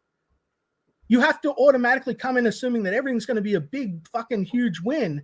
And it's hugely costly on artists and development teams who've got an opportunity to fail. Okay. And not waste your time on things that won't be a valid use of your time. You're talking crowd, and I agree with everything you said. So before you get mad, I agreed with everything you just said. Okay. Crowdfunding is an opportunity. I actually had one of the Comicsgate Kings get a little mad at me behind the scenes like a gentleman, and he told me that I was doing it wrong because I was making the book before I even launched the campaign. And I respectfully said thank you for the information. You know, I'm not going to disagree with this guy. He's a legend in the business. And he said, because exactly what you said, what if I spend 6 months making a comic book and nobody wants it? I got to eat. And I explained, it's different for me. I have a full-time job. This is a hobby that I'm doing for fun. And he went, oh, okay. I understand. Yeah. Okay. So we're both crowdfunding, right? Right. Right. So this is crowdfunding. What I said at the beginning is your crowdfund is not complete. Okay, let me rephrase because maybe there is a misunderstanding. If you take the money to make Project X, it is not complete until people have Project X in their hand. Can we agree on that, or do we disagree on that? Do you mean like the crowdfund entire thing itself, or the book? Like, I agree with that from what you've said. That sounds reasonable. Okay. I have a new campaign for Project X. I accepted the money from everybody. It hit my goal. Whatever that goal was, $10,000, $20,000, whatever. I hit that goal. I now have that money in my Stripe account. I'm producing Project X. At what point can I say it's a success? It's a complete. Well, I guess when the thing is done, when you've shipped it and fulfilled it. Okay, so then you're not 100% successful. Because Wonder Island is not. I definitely am 100% successful on funding everything I've done. That's what I'm. That's what I'm saying. So am I. So, but I'm not successful because you have one campaign, so you're not 100% successful. I have one campaign that I'm working on, and you know what? I work on other books that I haven't brought to market yet. Like, for instance, I've got about 4 things in the bottleneck that I'm still working on. Right. Doesn't matter. And they're not funding. Because when I eventually bring them to market, I want to be able to actually finish them within a certain timeline and relatively quickly. But I think that's unfair to put on sort of everyone. Okay. Comic book says success and complete are not the same thing. Okay. Yeah. So success is when you get the money that you want? Yes. Okay. So Death Raider was successful. Yes, it was a successful campaign. So that's crowdfunding. It doesn't matter if you get your book. It's considered a success as long as, dude. So yes, the campaign was successful. That doesn't mean that him mismanaging the funds was success. You know, he successfully funded. So then me as a customer, why would I crowdfund? Yay, it's successful. I'm not getting my book. You crowdfund. Well, that's because what happened with Rob was shit. Do you understand? That's not what you should be going through. But it was a success. It was successfully funded, yes. It's successfully funded, yes. Yes. That's comics. And the funds were mismanaged. And that doesn't reflect on how I do business. That doesn't reflect on me at all. That doesn't reflect on you. So it doesn't reflect on Ethan. It reflects on Rob. It reflects on how Rob managed his money and what Rob did. What's difficult to understand? Ladies and gentlemen, back Liam's books. As long as he gets your money, it's a success. Whether you get them or not doesn't matter. Oh, apparently Campaign is that's what they're successful saying. if I get your money. Comicsgate, ladies and gentlemen. The campaign is successful if it funds. Yes, that's the definition of success. Nice. Do you have an obligation to fulfill your book? Yeah, for sure. Why? Okay. Why? What the fuck do you mean? Why? Because you took a bunch of people's money. Declared it a success. If I win the race, I succeeded. Why would I continue running? Oh, fuck me, dude. Are you thinking or are you trying to win a fucking internet argument here? Like, no, I just think that we have different definitions of the word success. Success means I have customers that are happy with the product that I made. I would hate to speak to you in a different language, dude. Like, fuck me. Yeah, me too, because then I wouldn't be able to understand you. Do you understand the intention of language? Do you understand the intention that, like, a campaign can be successful based on how many people invest in it. It's then the property owners, the campaign guy's responsibility to deliver the book. That's not a fucking debate. Okay. When that doesn't happen, that's shit. When people walk away and they take the money, that's shit. You'll find since the beginning of fucking this thing, I've spoken at length about all the people that did this, from Critias to Asgard to all of these guys that have done this. I speak out against it. We have a responsibility to deliver to the fucking backers. I fucking believe that. I've stood by that. I've never stopped working on my projects. I give regular fucking updates on all my stuff on my streams. You know, I'm always showing that I'm working, right? Just because there are people that don't have that same work ethic doesn't reflect upon Comicsgate as a whole. And just because there are people that want to test the success of a project with crowdfunding before they invest a year or more of their life, 6 months to a year of their life into it, doesn't mean that crowdfunding is bad, or that the people that get out there and say, hey, my book was finished ahead of time, you know, are bad. But the people that are like, hey, my books are finished ahead of time, unlike all of these people over here, that's a different type of business. Do you understand? Like, you can go, yeah, my book's finished. There's no risk of waiting. Here it is. This is the way I did it. Nothing wrong with that, right? But when you're throwing shade on the people that don't do that to try and prop yourself up, that's shitty to do. Because there are people that cannot do that, you know? And that's the beauty of crowdfunding. We've got a chance for people to go, is this good or not? And that maximizes your chance at major success rather than just chasing little things, you know? Like, what's hard? Why are we in disagreement over that? I have no idea what you said, but Death Raider successfully funded and unsuccessfully fulfilled. I'm retarded. Yes. No. So it's not a success. It's not a success. It's a failure. It's an absolute abject failure. Death Raider is a failure. Yeah. He got the money. He got the money. Yes, he successfully funded, but the campaign is a failure. Are we in agreement or are we in a disagreement? Do you recognize that there are stages of marketing? Do you recognize I'm recognizing one thing and one thing only. That people spent money and didn't get it. So therefore it was a failure. Is the object of crowdfunding to get me money, or is the object of crowdfunding to have happy customers and maybe establish a reputation and do something fun? Because if it's just yes, I would say that it's to create properties that, you know, and new IPs for the fans. That's what I would say. So then was Death Raider successful? Death Raider funded successfully and failed to fulfill because of mismanaged funds, and I disavow. And I have since yesterday. You can check on my channel. Okay. All right. So again, one word, yes or no. Was Death Raider a successful campaign? I'm not going to let you police my language, man. I'm not going to let you tell me how I can express myself. How do you say it in Qualan then? In quality, I would say in Qualan. Whatever language you speak over there. I would say what I've been saying for the last 5 minutes, but we came to this stream here to talk about whether or not Comicsgate had value and whether or not it was doing damage to small creators. And you're no value on that. It's doing damage to small creators. It has no value. So if it has no value, then what about the sales that you made on Katie's stream? What about the sales that you made on like Ethan's stream? What about the sales that you made on other people's shows? I never pitched on Ethan's stream. Well, on Katie's stream, whether you've used the platform, you said you'll take promotion anyway. I got sales on Clownfish's channel. I got sales on Mhm. what's. I'll go on anybody. Stan Lee is dead. I got to be my own Stan Lee. Okay. So did you or did you not make sales to the Comicsgate crowd? I don't know.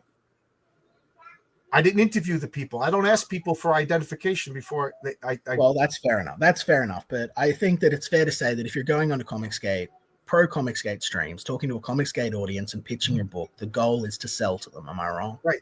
Yeah. Okay. So she got me 4 sales. She got me 4 Okay. sales, which is great. Thank you so much. Thank you. I never had a problem. Katie did. So what about the people that got more than 4 sales?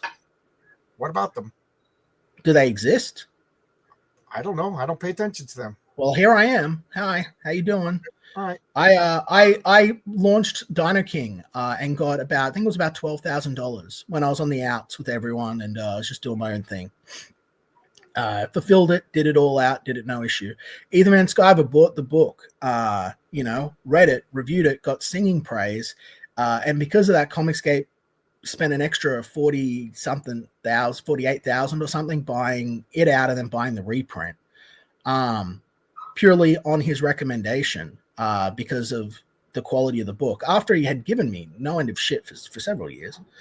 So, that's an extra $50,000 in my pocket, and that's feeding my family. That's, letting me, do everything that I'm doing, keeping my doors open. I'd say that's pretty handy. That was useful to me. I wouldn't have got it without Comicsgate. So $50,000 is what it was, my benefit so far. Okay. Did I benefit? I guess. What about, who else is there? There's so many people, man, that have benefited from Comicsgate. Comicsgate is an awesome backing base of people that are interested in independent comics. And I'm sure you'll find you got a bunch of guys that back your stuff that consider themselves CG. Which guy, Colby Mac? Put a name in. Yeah.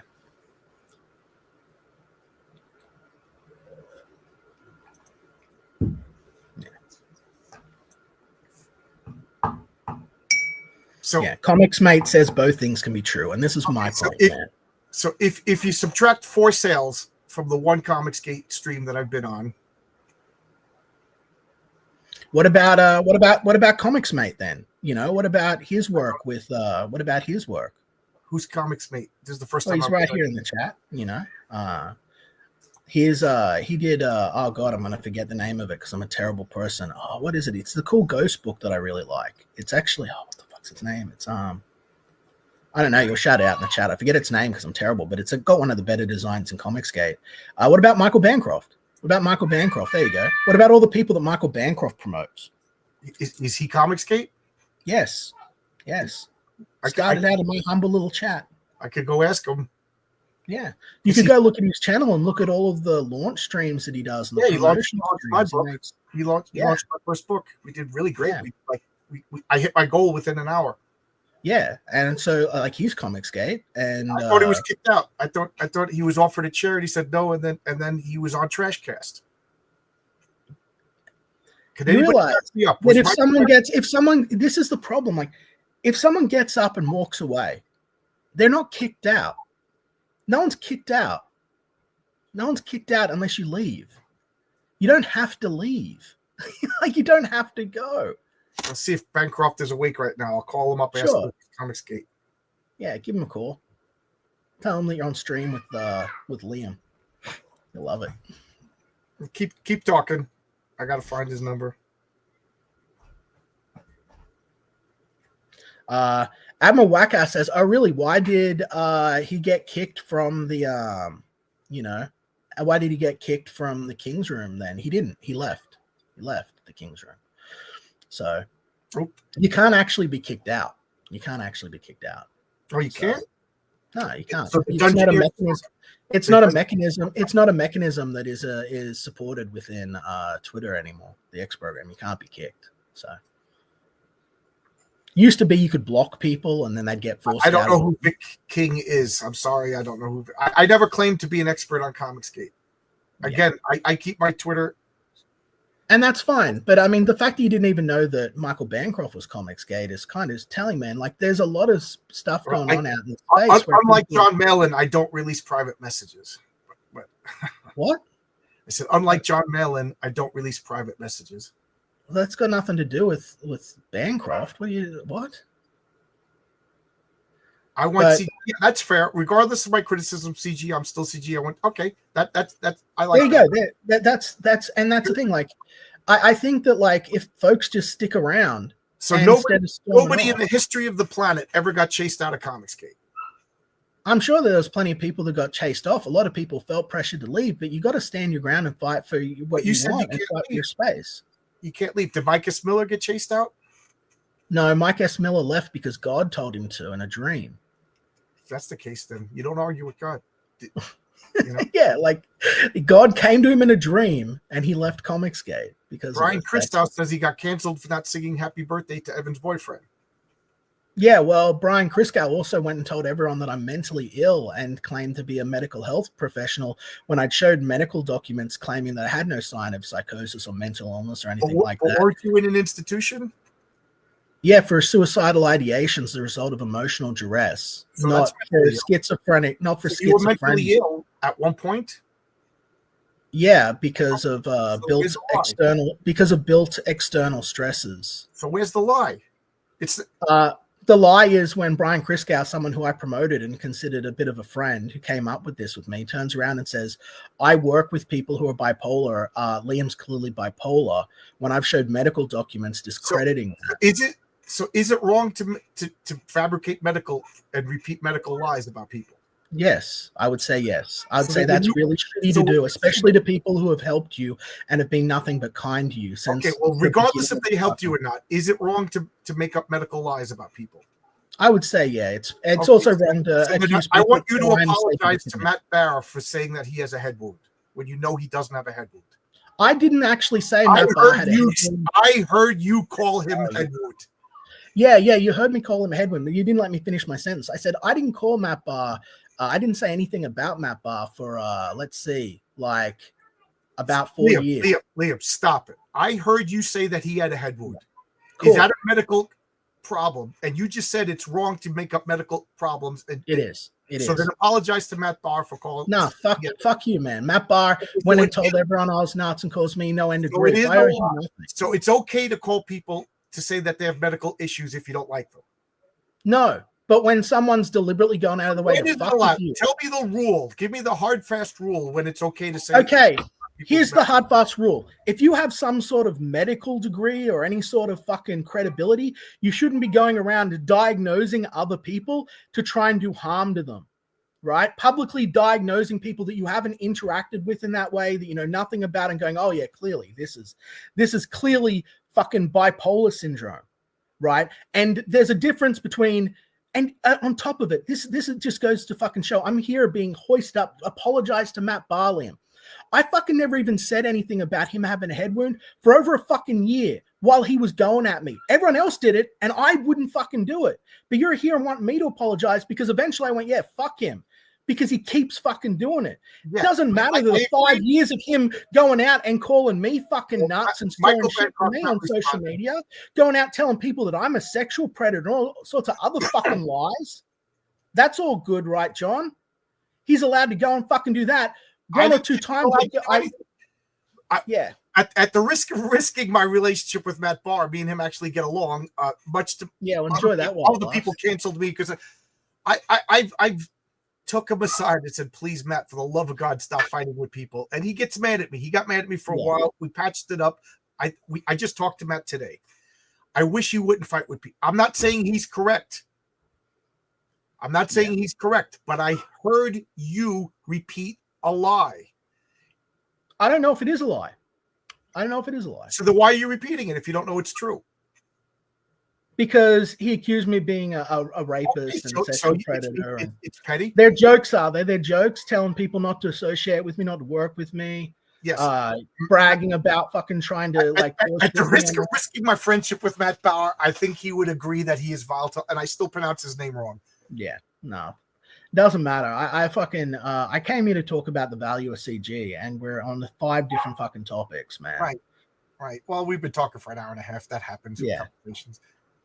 All right. So a campaign is successful as long as the person gets their money. It doesn't matter. The campaign, yeah. The definition of the campaign's success so all that matters. Success is rated on whether or not you get your money. Why do you keep and why do you keep trying to make going by the rules you just told me? You told you're me building a straw man, dude. You're building a straw man.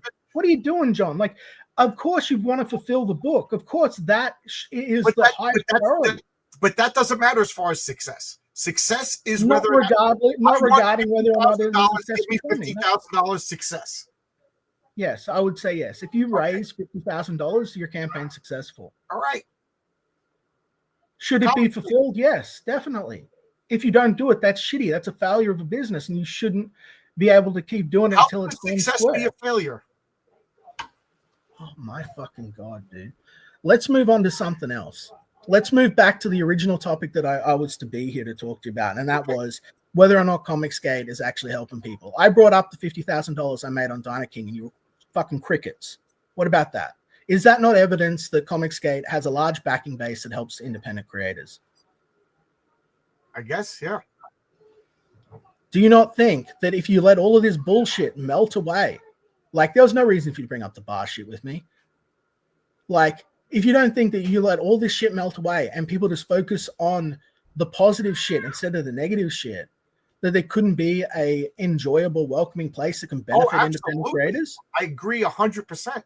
So why do the opposite? So let's stop talking about Eric July and trash cashing people and talking crap about people. I agree, but that's unfortunately what the vast majority of these people are going to do, and that's what people tune in for. So, I mean, you realize that I tried to sort shit out with people right at the beginning several years ago. It doesn't work. You get blamed for it. To this day, Anna fucking hates me. Hates my guts when I've been nothing but be civil to her. I don't know Anna from a hole in the wall. Doesn't matter. My point is, you're going to be hated by people, and Anna, people are going to have beef with you over shit. On everything you do. I really know nothing about you. Yeah. Point is, you can't make people like you, but that doesn't determine. You can't make people. You can't make yourself the most lovable person in the room. You can't make yourself the biggest channel. You can't. All this shit happens organically, right? But at the end of the day, Comicsgate is getting books funded. It's getting books produced. And yeah, there are failures. There are people that trip up. There are people that shouldn't be in a position to be doing this. But there are also a great many people who do great. And they benefit from it. I think that it's good. One thing you forgot to include in your list of things that Comicsgate is. You said it's about getting things funded. It's about, but you didn't mention it's about getting the books into people's hands. To me, that is the most important part. The most important part of crowdfunding comic books, and we're talking about comic books, is that the backers get their comics, and I agree. I don't disagree with you. I've focused on that, and I guess it's only me. It's only me because, like this guy said before, I'm retarded. That to me, that is the definition of a successful campaign. Well, that's cool. You're allowed to have your definition of success and stuff. But to you, a successful campaign is it that you get your money. I know a successful campaign funding is that it gets its money. Whether or not someone fulfills the project, I think, is more of a reflection of their business practice. If they don't do it, I'd say it's a massive fuck up and a failure. Dude, you're talking to someone who's reported on this when it wasn't popular to do, more than pretty much anyone else. I've been a fucking finger pointer for a long time, and it gets me into trouble. I definitely think that shit should be fulfilled, and it bothers me when like people don't draw the difference between a project being developed and worked on and one being done. For instance, bringing it back to Rainbow Brute, just to get everyone suitably angry. Ethan's still working on Rainbow Brute, right? Yeah, and Ethan's the joke's over. No, not about this. Rainbow no joke. Brute is about as relevant right now as me making a book making fun of disco. It doesn't matter if it's relevant or not. Do you believe that he has stopped working on that project and will not fulfill it? I kind of, yeah. So you don't think it'll ever be fulfilled? Probably not.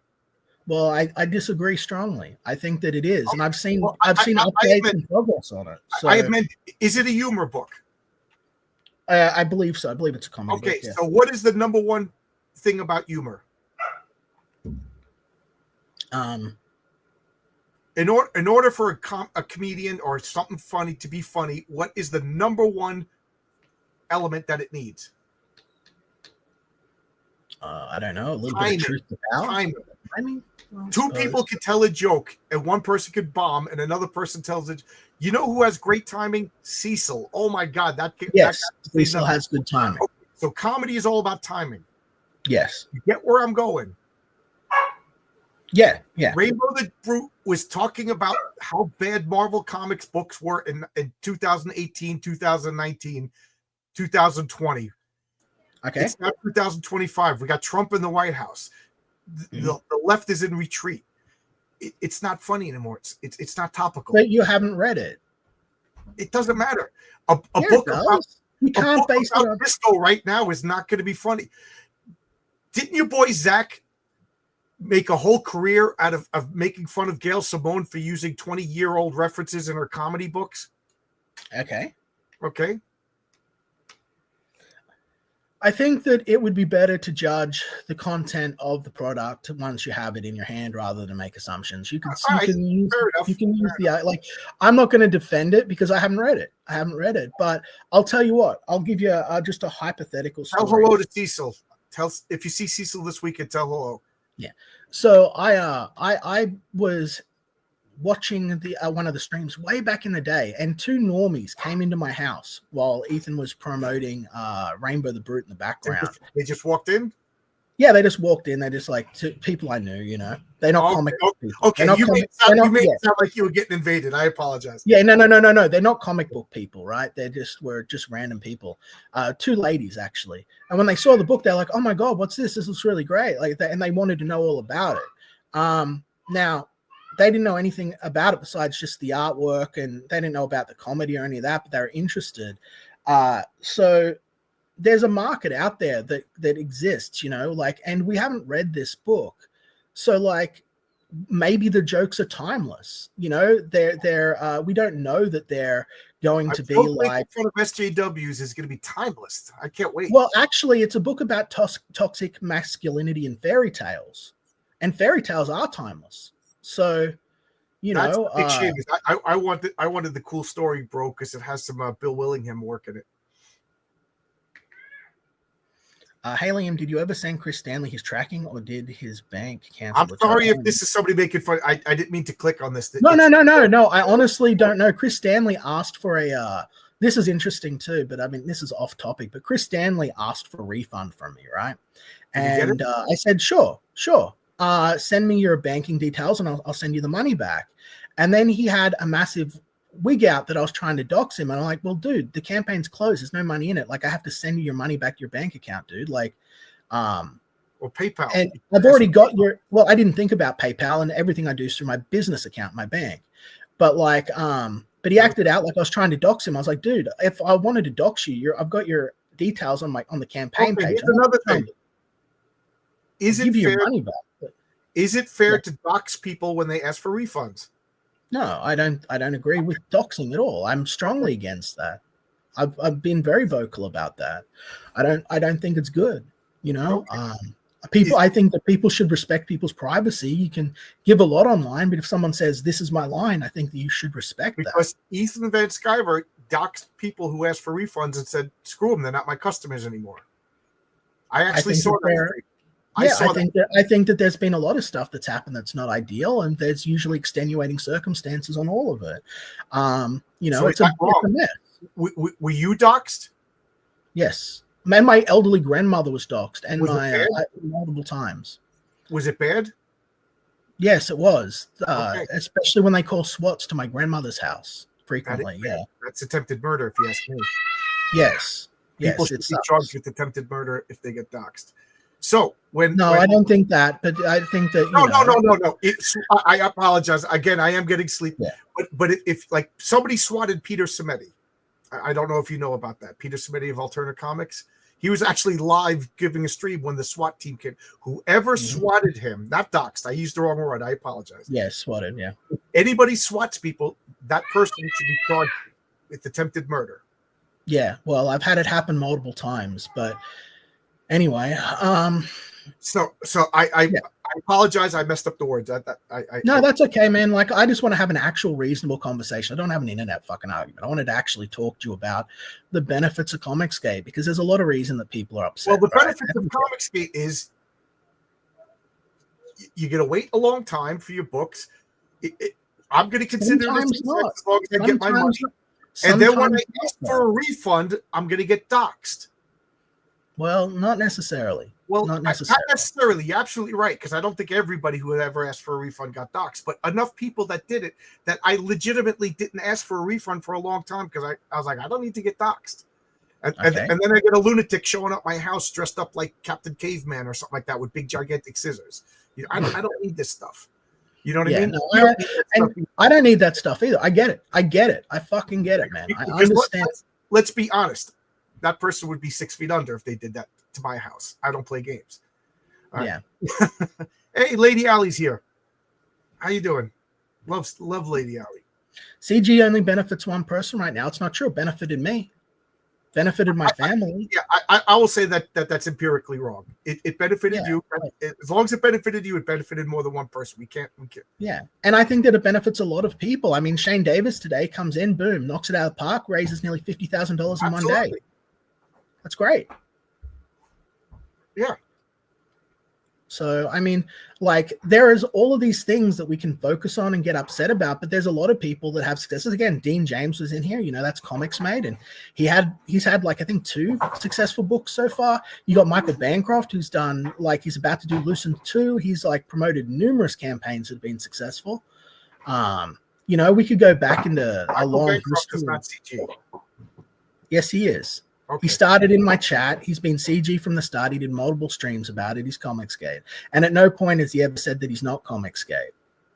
In fact, he said that he still is Comicsgate when people are saying that he's not on his Twitter. So, or did he just say that he's not? If he wants to come in and say he's not, I don't know. What time is it there? I'm curious. It's like 3:30 in the afternoon. He might still be at work. Okay. He's probably still at work.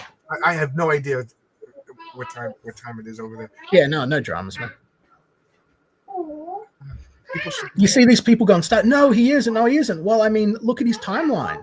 He's still being retweeted by John Malin. He's still talking about Comicsgate topics. He's still interacting with Comicsgate people. Yeah, just because he didn't want to be on Comicsgate Kings because he was worried. I like. There's a lot of people, but unfortunately, like we said, the bad apple defines the group. I talk crap about Democrats all day long. I'm sure you know about Democrats. I don't want to see American politics because the Nancy Pelosi's defined the group. Oh, dude, it's insane. You're talking about Dems on the radio. We had people saying that on the drive home last night, we had people saying that Mike Barron had been killed and all this shit. I was like, what the fuck? Like, and it's just bullshit that it's retarded shit. But like, at the end of the day, it's done a lot of good to help a lot of people. And if you're in this space and it's something different, like, why does Ethan have to define who you are and who your business is? Just because he's making money? That's all he does is talk about Eric's July. Why is he doing it? That's a good question. Go ask him. Well, he also does Comicsgate Live. He also does Comicsgate Kings. So, like, it's not all he does. He also is the creator of Cyberfrog, which I discovered yesterday as I think this is the best, like, comic book pro. Like, let's talk comic book pros for a second. Would you argue that his work is lower quality than at DC? I think it's the best work of his career. I would say Flash Rebirth is the best work of his career, but I do like Cyberfrog, and I've said it to his face. I like Cyberfrog. Like, artistically, I really think, and I'm not blowing smoke up the guy's ass. I really think that artistically, Cyberfrog is the best. Like, is his magnum opus, the best work of his career. Like, absolutely not. It's incredible. It's poorly written. It's $70 and nothing has happened. It's poorly written as ISOM, but with better art. I don't really agree. I think that the Diary of Heather Swain '98 is the best writing I've seen from him so far. From him, I can tell you a third grader who had some really best writing of that third grader's career.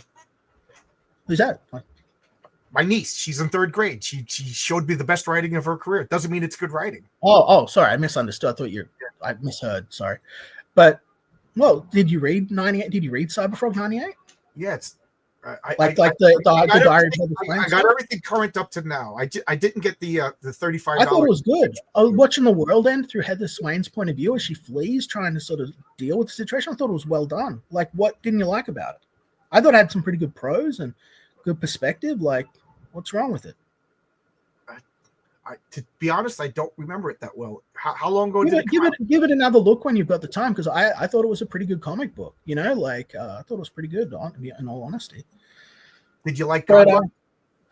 yeah, I actually did. But Godlike was like written for me, basically. You know, like Godlike Who's the main character's name? I don't remember. I read it like a while ago. But you liked it. It was written specifically for you. Yeah, dude. But you have no idea how busy I am. Like, this is the reason I haven't done my review yet. But no, I enjoyed Godlike a lot. I want to do my Godlike review, so I don't want to like talk about it yet. I know that sounds shit. Like, that makes it sound like I haven't read it. Now, look, I have. God, now we're going to go all over the place. How do I sort of fucking frame this in a way that I can keep it succinct? I read the book. Yeah. And I still don't know who the main character is. It's the guy that draws the sword from the. What's his name? I don't fucking remember, man. I'd honestly have to go. But it was written for you. You just said it was. Dude, now you're dunking on me. Let me explain. I'm a huge fan of Masters of the Universe. I am a huge fan of the Jack Kirby stuff. And when I read Godlike, if you go and watch my stream where after I've read it, I'm talking about it, like I'm all pumped up and excited because it was really exciting. Now it's been like 2 months or something since I read it, and you're asking me to like go back. I'm like, I don't remember, if I'm going to tell you the truth. Like, I've read so much. You want to ask me about OMAC? OMAC came out in 1974. I'll tell you everything about OMAC. Yeah, I know. And if you ask me about Spider-Man or anything else that like I read in my prime when I wasn't swamped with a kid and doing 5 different books, I could tell you a bunch about it as well. And I want to do a review of God. Like, it's one of the things that my audience has been asking. It was so exciting that in the last 60 days you forgot all about it. Yeah, to be fair, I am known for my goldfish brain, and I've been working on a lot of stuff. But this is God, now I look like a fucking idiot, but I'm telling you the truth. Like, I was really excited, but I was really happy. I didn't know that I would enjoy it. I believe you read it, because I read it too, and I can't tell you a damn thing about it. Yeah. I was surprised I enjoyed it as much as I did. Do you think writers are a dime a dozen? Yeah, for sure. Anyone can be a writer, especially in the modern day and age. Do you think John Malin should have thrown a couple of dimes at people and gotten it written better? No, I actually enjoyed it. Like, I actually really liked it. Like, and I'm not I know that. Don't know anything about it. Okay. Oh, I do know about it. I just don't remember. Like, I don't remember it very clearly. I could probably go and get the book and look at it and jog my memory. But like, I've read a lot of shit between now and then. And it's like, dude, I'm doing editorial work through the day in addition to writing. Like, it's far in my memory. But like, I'm a big fan of that sort of Thunder, the Barbarian, He-Man, Masters of the Universe, sort of fantasy sci-fi stuff. And when I read it, I went, oh, this is really, really good. And I do remember that I was really impressed with like his sort of layouts and stuff like that. I did a stream on it where I actually broke it all down right after I'd read it, and you could go and watch that, which would be better than now. But yeah, if you wanted me to like riff on it, I couldn't really do it without refreshing my mind. Trust me, bro. It was written for you. Yeah, dude, because I love that genre of stuff. Where else am I going to get a book that's like essentially like sci-fi fantasy Kirby style, like like science fantasy? Is there anything else on the market right now? Like Rome Eternal. It comes out by Magma Comics, written by Humberto Rios and colored by Oscar Carano, my colorist on my. Can you throw that in? Can you throw that in the? Can you throw that? Roman Empire. Can you throw that in like the DMs when we're? Oh yeah, I'll send it to you right now. Because like I generally do like that stuff, and there's not a lot of it for me to. All kidding aside, all nastiness aside, yeah, Rome Eternal. The problem is Diamond collapsed, and I don't think the third issue is going to be coming out anytime soon. Where are you? Michael Bancroft didn't respond. I guess he hates me now. That's the only conclusion. He hates me now. Roma Eternal. There you go. I've sent it to you in Oh God, I can't even spell anymore. The guy's name wasn't fucking Alex. It was fucking. Oh. Roma Eternal. Yes, Marcus threw it in the chat by Magma Comics, which is I think a subsidiary of Heavy Metal. It's a great comic. Great comic. Oh, Heavy Metal's great. I know a bunch of guys who do it. Do you know Heavy Metal's coming back? Yeah, I think I got number 1 right over here. It's below my Vampiras and Shutters. Yeah. So, all right. So we'll wrap this up. It's going on 2 hours. Thank you. And, exactly. You know, that's about. So to sum it up, though, to get to the point of what we were meant to be talking about, we're going all over the place. You sort of agree that there are people that have benefited from Comicsgate. Oh yeah, that's empirically true. It would be okay. and it's a viable vehicle for first time or even seasoned veterans to come and get their books funded, right? I'll give a begrudging yes. If you're accepted by the king, if you're accepted by the human sunbeam and he promotes you, yes, it's viable. And that's the only, all right. Well, I was still funding when I was on the outs. So how does that work? Well, did you have a $60,000, $30,000, $70,000 book at that point? No, not at that point. No, I was just getting about, I was just getting around, 9 to 12, 14,000 or something like that. 40,000, 9 to 12, 14. I was around 12 to 14. I don't remember. Around 4. I'd have to check my campaign. So was your book good? Yeah, it was all right. Not my best work. So do you think you had some backers that liked you and wanted to buy your stuff again? Yeah, and they were people that are definitely. That explains how you did well when you were on the outs. I would like to think that people bought my book is tracking to do half as good as my first book, but the campaign's not over yet. I just feel it's unfair to sort of punish the whole and the system, the whole mechanism, the whole thing. Racism is bad. Yeah, but just leaning into that and saying, well, it is what it is because of a few bad apples. The whole thing, because things didn't go the way I wanted. A few bad apples, everything is bad. I don't think that's realistic or a fair opinion to hold. So racism, stereotyping, generalization, these are all bad. We should never use them. Yeah, generally, I feel that's pretty fair to say. I mean, you can stereotype people and stuff like that, I suppose. But that's how human beings work. That's called human nature. We are judgment machines. We make judgments otherwise we have to learn everything every day. It's the way the brain is hardwired. So everybody in this chat, you think that preconception is right. We got 200 people in the chat right now. They all understand that when I say Comicsgate is not good. They understand that I'm not talking about everybody. There's Graham Nolans, there's Mike Barron, if he considers himself Comicsgate. We understand we're talking in generalities. Otherwise, we have to define our terms at every moment of every day, and nothing gets done. That is just a stalling mechanism by sophists to derail conversation. Okay? Well, that's not what I'm looking to do. I'm just looking to say Jose Garcia, whether or not Comicsgate is actually helping independent creators, and I think that it is. That's my opinion. Okay, so is every Eric July book bad? No, I mean, okay. I don't know. I haven't read them all. Okay, true enough. Fair enough. I will say that I read Alpha Core. It was pretty good. Okay. I didn't like Isom, but so is it okay to say that ripitards and comic bads and make fun of them? Because generalizing is wrong, right? Stereotyping is wrong. Well, I mean, people are going to do what they're essentially going to do. So now it's okay to generalize because no, it's not. No, it's not okay to generalize people. But like you kind of you called them ripitards. Do you mean fans of the Rippaverse, or do you mean people that are going on social media? I'm using the terminology because there's a difference. You understand there's a difference between someone who enjoys the books of Eric July and someone who goes online and actively attacks other people on behalf of him. And that's generally what ripitard means. It's these people that go out and lash out at other people on his behalf. You understand? Well, let me ask you this: if somebody's cottage industry wasn't 24/7 attacking Rippaverse, would there be ripitards? Is it a reaction? Yeah, because the first thing he said was, "We're going to gatekeep the fuck out of everyone out of here." That was part of his initial launch promotion.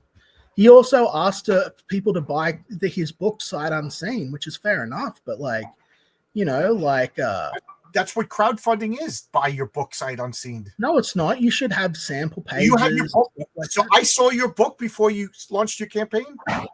I would hope so. If you look at my campaign, you'll see I've got sample pages and story breakdown. And let me see Wonder Island. Okay, hold on, dude. Pre-selling books. I order books from Marvel. I order books Sight Unseen. You know what I mean? You this is called salpism. What you're doing right now. It's called having a basic conversation with someone. But yeah, salpism is a technique to obfuscate the point. It's not. I'm not trying to obfuscate the point, dude. It's basic fucking common sense. Like, if you're selling a product, you should show people what they're buying. You said. Where is it? So let me get back to the Ripetard point. Okay. If EVS, I'm tired of this. EVS is for 2 years has been doing nothing but attacking the Ripetverse, okay, or whatever you call it. Trash. But that's not true either, because he's been doing drawing stream updates. He's been doing Comicsgate Kings. He's been doing Comicsgate Live. That's not all he is. No, it's not sophism. You are completely ignoring more than 2/3 of his content to focus on 1/3 of his content, and then using that to define the entirety of everything he's doing. Dude, like, do you not see that is not a fair? That's exactly what I'm doing. He did Trash Cast for 2 years, not 24/7 every freaking day. Come on, Liam. Grow up. Stop using. Well, you just said that's all he's doing, right, man? So, but that's not all he's doing. That's 1/3 of what he's doing. Did I explain myself 3 times that human beings talk in generalities, and you try to understand what I'm saying? I am trying to understand what you say. If I say I eat all day long, does that really mean I'm eating all day long, or does it mean I'm a fat slob? Come on, not by the looks of you, but there are people out there that do. Yes, I need to clarify. Okay, so Ethan Sciver for 2 years has been doing Trash Cast, attacking him. You don't think people are going to fans of this are going to react and attack back? Do you think Ripards would have arisen organically by themselves if there was no Trash Cast? If there wasn't a I truthfully believe that yes, and I think that if you were to go and look, that you would find that they already existed before even Trashcast. I think that if you were to look into it, you would find that the people that opposed, Eric in the past were met by these same combative individuals before Ethan even began doing what he's doing. I think that you could probably easily verify that with a basic search on the history of some of these people. Like, Eric was calling for people to gatekeep the fuck out of his space. Like, that's long before Ethan started doing Trashcast, before, nearly a year. So I would say, yeah. Ethan Van Sciver never asked people to defend Comicsgate against Heather Antos and all of these people. I mean, what's good for the goose is good for the gander, right? Or is only one side allowed to use certain tactics? I don't think that it's sort of, the same thing to sort of go, hey, we're taking on the mainstream industry and commenting on those who are trying to gatekeep people out of the industry based on their politics, and then say, well, that's attacking them, when that's a response to their aggression.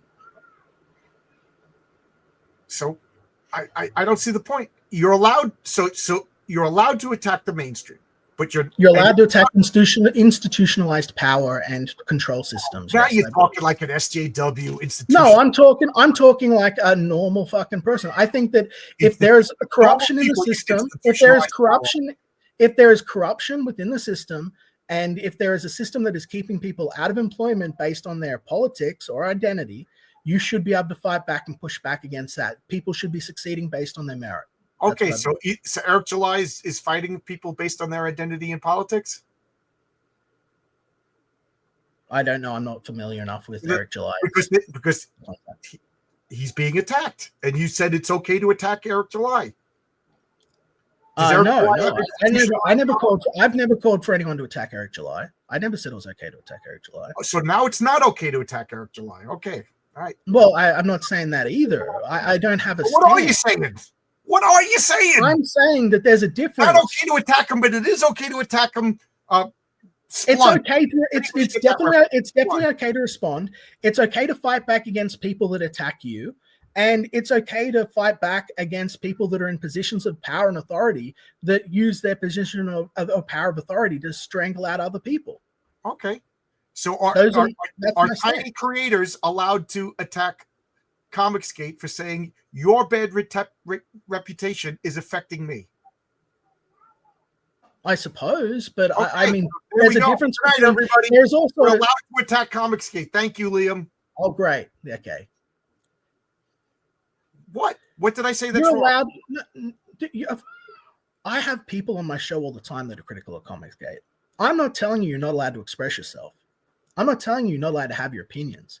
What I'm saying is, when you're saying that there is no benefit, the reason I'm here is because I was told you're saying there is no benefit to Comicsgate, small creators, and it gets in the way and hurts small creators. It does. How so?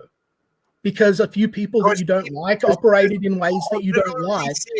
How do you ignore guys like me and all of the other people that have made money? You're in Comicsgate.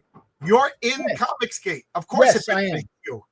Yes. Everybody else is small creators are going, I'm trying to set up these crowdfunded books, and people are telling me that's great. I don't want to back your book though, because these other people have been,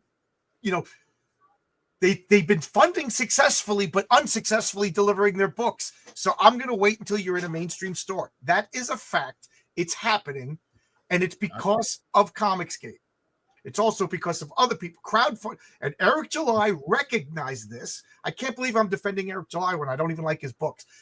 Eric July recognized there is a problem. He had the funds and the wherewithal to make books before releasing them. And other people said, you're attacking my business, because they realized he was right. Late books is causing problems.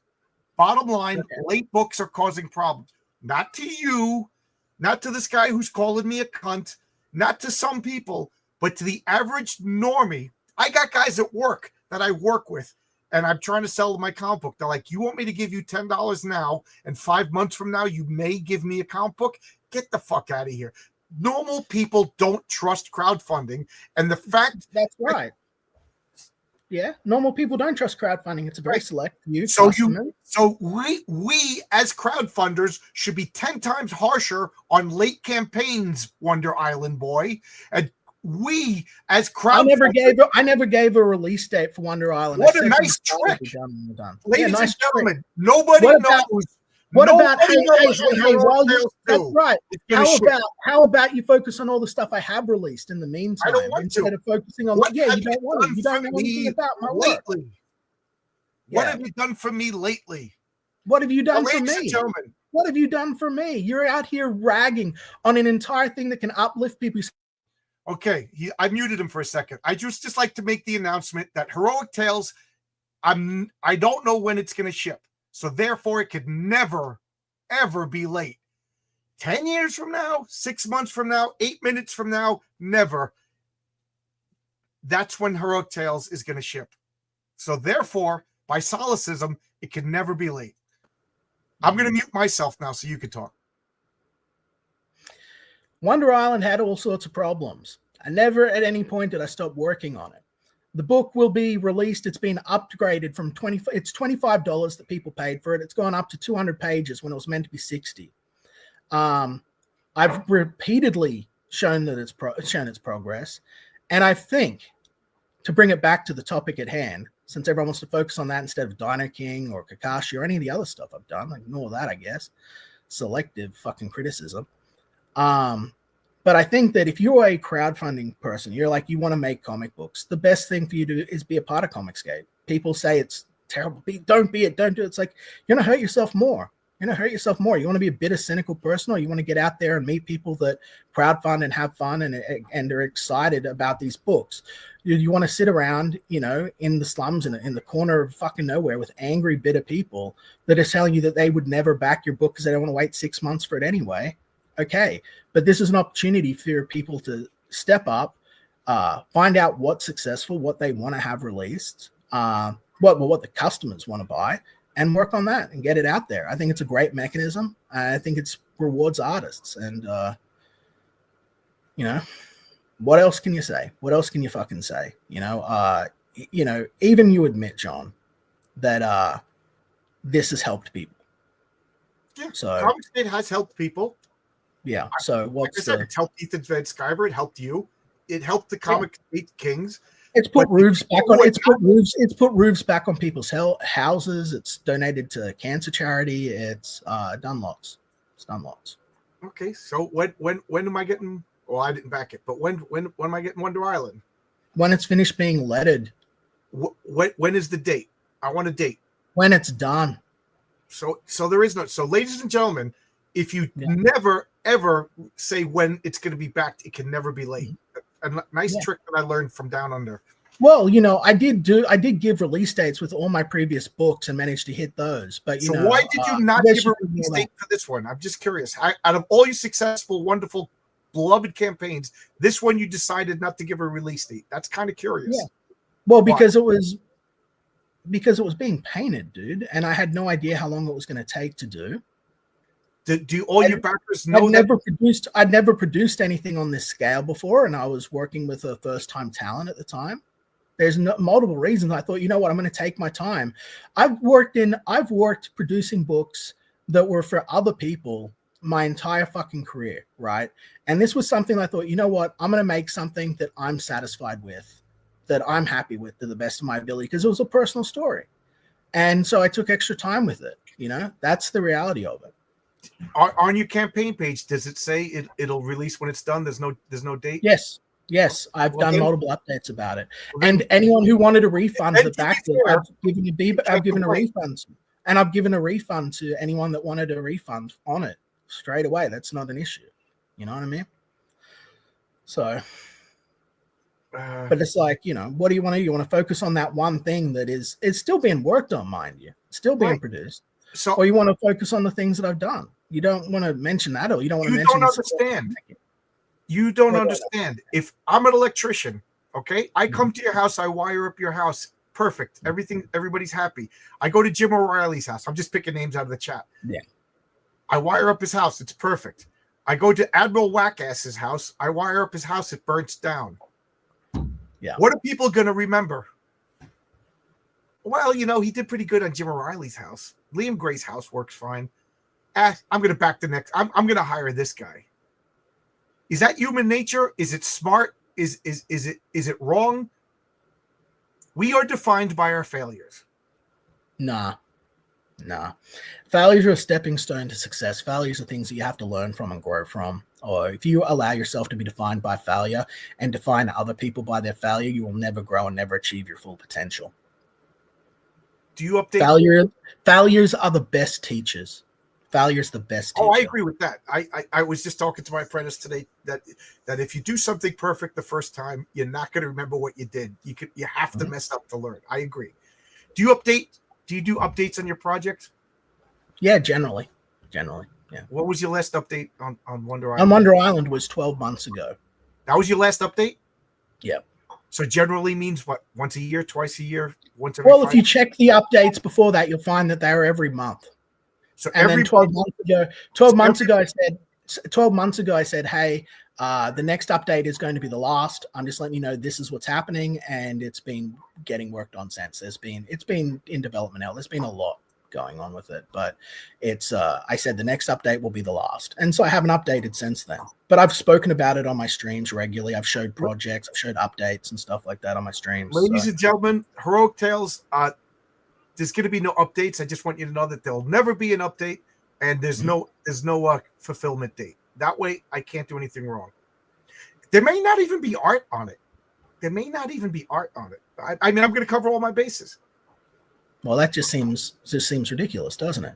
It does. It absolutely does seem ridiculous. Yeah. Look at all my haters in here. Look at them all. Fucking every single one of them. It's good. Well, the first half was all my haters, so there you go. Yeah.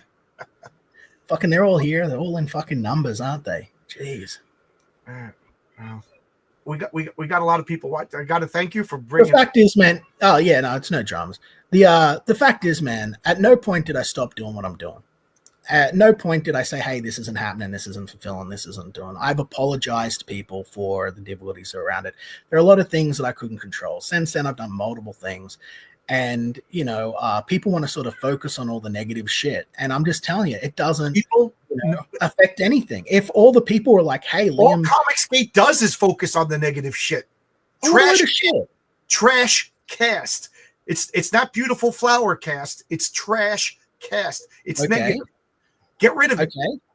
Hey, No, you don't get to tell. You don't get to tell other people what they cover. And you know what? When you don't fight back, and it's people want to watch it. He wants to do it. Right. Tough shit. And you know what? If you're not doing bad shit, it won't get blown up on you. I'm not here throwing a fucking tantrum because you're throwing Wonder Island in my face. I'm just fucking eating shit and taking it. But that doesn't mean that I do give you credit. Good job. Good job. I'm just fucking, I don't stop doing what I'm doing. And if everyone that backed Wonder Island didn't back Dino King, then they wouldn't get a story that they would like. I got all of this huge public public response from all the people that backed Dino King that were like so thrilled that they bought it after reading it. I'd never had that kind of outpour, not even from Xenotype before. And it's like they're the ones that would be missing out on the experience if they chose to stop, not me. It's like I'm sorry that it's not done sooner. If I could snap my hands like a magic genie and have it be done, I would. But that's not how the production process works. It takes time to have things be done, plain and simple. There's not much I can do about it. It's at the point where it's being worked on daily. My other books are finished and done. And, what would happen if I wasn't part of Comicsgate? I'd still be making $12,000 on a campaign and stuff, right? Like $9,000 to $12,000 or whatever. You want to talk? There's 2 restaurants around the block from my house. One of them is delicious. One of them sucks. Okay. Do you want to talk about the bad restaurant for 12 months? Well, I don't know. If I went there and got food poisoning, I might bitch it out with you. Let's talk about that bad restaurant for 12. Would you want to hang out with me if I complained? If I did nothing but complain, do you want to hang out with me? Well, that's all I do. So I mean,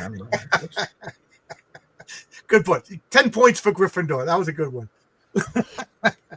Now, the point is, okay, so somebody's anticipating where I'm going, and they're a little wrong. So they don't watch Trashcast. Fine. Okay. You're absolutely right. But a lot of people are saying that, and Comicsgate's numbers are going down.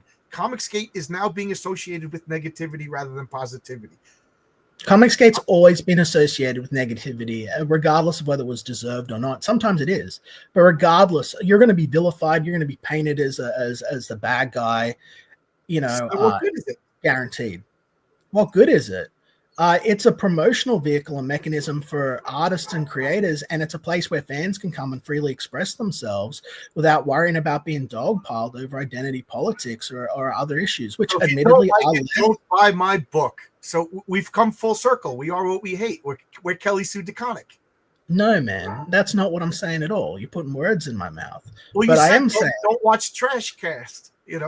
Don't watch Trash. Well, yeah, I mean, you are imagine being like, hey, I'm a fan of superhero movies, but I fucking hate Daredevil, man. So but I love superhero movies, so I'm gonna sit there and watch fucking Daredevil all day. Like, just don't do that. Like it's not that there isn't accountability. It's not that you can't make stuff that sort of, comes out. And it's not that every single thing that comes out is Daredevil. But, I'm not saying don't buy my books if you don't like my identity politics. So I don't watch Trashcast. I don't want to hear negativity all day long. And there's lots of people saying the same thing. Comicsgate's numbers are going down. Its influence is diminishing. And a lot of people who formerly were pro, like myself, nobody was more Comicsgate than me. I wanted to make T-shirts that said Comicsgate, and sell them at conventions and things like that. I was so into it. And now people are just like, it's nothing but negativity. It's most easily a scum and villainy. It's about OnlyFans people. It's really, really people that if I shook their hands, I would use Perel and clean myself off forever. It's gross, disgusting people that I when they tag me in things, I untag them because I'm afraid I'm going to get AIDS through my computer. That's how bad it is. I don't want to associate it with. I don't want to associate with that. Eric July's fans, they love the comics. They're talking about the character. They're talking about Yara. They're talking about who would win in a fight, the Alpha Core or ISUB? This new guy Zalen's coming from outer space. How powerful is he? I go to Comicsgate. They're talking about how bad Ripper's comics are. What? I'm not interested in that. Okay. There are conversations, similar to that in Comicsgate as well. But I suppose you just, like, what are you supposed to do? It's like, you can't control what people are watching. You can't control you can't control other people or what they create or what they do. Right. That's the issue. Everyone wants to fucking control everyone else. I'm not saying that. I'm saying people are leaving because they don't like it anymore. I'm saying the people that are doing these negative things, how about they talk about how great Wonder Island is? How about they talk about how great Sciver? They did talk about how great Dino King was. Right. That's what I was telling you. I had all of these people who were like, "I love this. This is great. This is awesome. When are we getting the next one?" I had to rebuild my entire universe and rejigger things around and push up production of Dino King 2 because of the response that it got. It was like, talk about Dino King 2. I turn on a Comicsgate stream and all I hear is ISOM. Pod Awful was 100% correct. You go over to Ethan Van Sciver's channel today and you turn it on and you find a $50,000 success story in the pages of Shane Davis's. Shane Davis was launching today, but if you how many other days is Shane Davis not launching? And we're talking about ISOM. How many days are they launching? Every single day. Every day, and maybe not every day, but maybe every 2 or 3 days. But definitely on Comicsgate Live. Ethan, and the point is, a lot of people have stopped watching Ethan. And a lot of people have a sour taste in their mouth because Comicsgate is associated with freaks, weirdos, and negativity. Well, so are comic books. Really? Remember before we were cool? Remember before we were cool in the pop culture and we were weirdos and geeks and freaks and we loved the things and we were bullied in high school? I never thought Jack Kirby was a weirdo or a freak. Well, no, but that's still what people think is my point. Doesn't define what something is. Like, you can go over and check out what Ethan's doing. He's promoting Springball, right? That's fucking cool. There's a whole bunch of cool stuff. Like, I'm really pumped up about what Lawless is doing. Not many people are talking so much about it, but he's really fucking talented. If you haven't read Last Call, that's a great fucking book. And I'm excited for He Punk and the Bastards of the Universe. I'm excited for the work that these guys are doing. And they talk about it on nearly every stream. But here's the thing. If that's all you do, if all you're doing is promoting and selling, that's not good content. And you want to entertain the audience as well as show them what you've got. Like, it's easy to talk about a project, right? And talk it to death when it takes you longer to produce a comic book than a YouTube show. Do you want to tell everyone everything so they don't know what they got? Like, so they know what they got before they get it? Like, or do you want to sort of make sure that they have the experience a little bit? You know what I want? I want to go to a Star Wars movie, and when the movie starts, they're talking about how bad Marvel movies are. That's what I want. Well, it sounds like you want to watch the new Spaceballs movie. It's actually in their opening scroll. That's a funny joke. But you get my point? Yeah. Now, I'm going to say this, and I can't prove it. I'm sure other people are more Asperger and autistic than I am. I say that the original comic book fans of Comics Book Gate have left, and they're replaced with drama fans. These people aren't comic book fans. I've literally was in the chats watching, and I said, "You guys aren't you comic book fans?" And I was shushed out, and they said, "We don't care about stupid comic books. We just like the trash." I was like, "Okay," and I left. That was the last time I've ever watched. Do you think that someone that calls themselves Norm Rad 2 is a comic book fan, or just a random person on YouTube that's watching Ethan's show? Yeah. Okay. How many Norm Rad 2s do you see at Trashcast? One? Fair few. There's a fair few. I think that I could pull pretty much anyone out of, well, not anyone. I think I could pull 2/3 of the people out of the main show and ask them about comic books, and they could talk to me about it. I'm pretty confident, actually, because it's the thing is you can tell the difference between an audience that sort of is engaged in the comic book medium and something else by the buying power of the channel essentially and large. So like I was on PewDiePie's show, right? We went over there, we promoted Xenotype, biggest channel on YouTube at the time. Yeah, good for you. And only got 14 sales because he wasn't a comic book store. He wasn't a comic book guy. They're video game and guys and kids, right? So not really huge sales over in that regard. But you go over onto Ethan's show and he's doing these huge promotions and selling stuff, and people are buying, original art. They're doing art auctions. They're buying books. They're backing stuff because, they are actual fans of this stuff. Like, people want to paint them like they're mind-controlled zombies, but these are individual thinking people behind the keyboard. Like they can choose responsibly how they spend their money. If they don't want something, or if they want it, all we can do is show it to them and say, hey, have fun with this. And sort of, I would get the into club members and stuff like that. I was never really a jock. I played football, but whatever. Mm-hmm. That's splitting hairs. I was ashamed to read comics in high school. I was ashamed to get caught reading comics because you don't want to get made fun of. But I didn't think they were freaks and weirdos.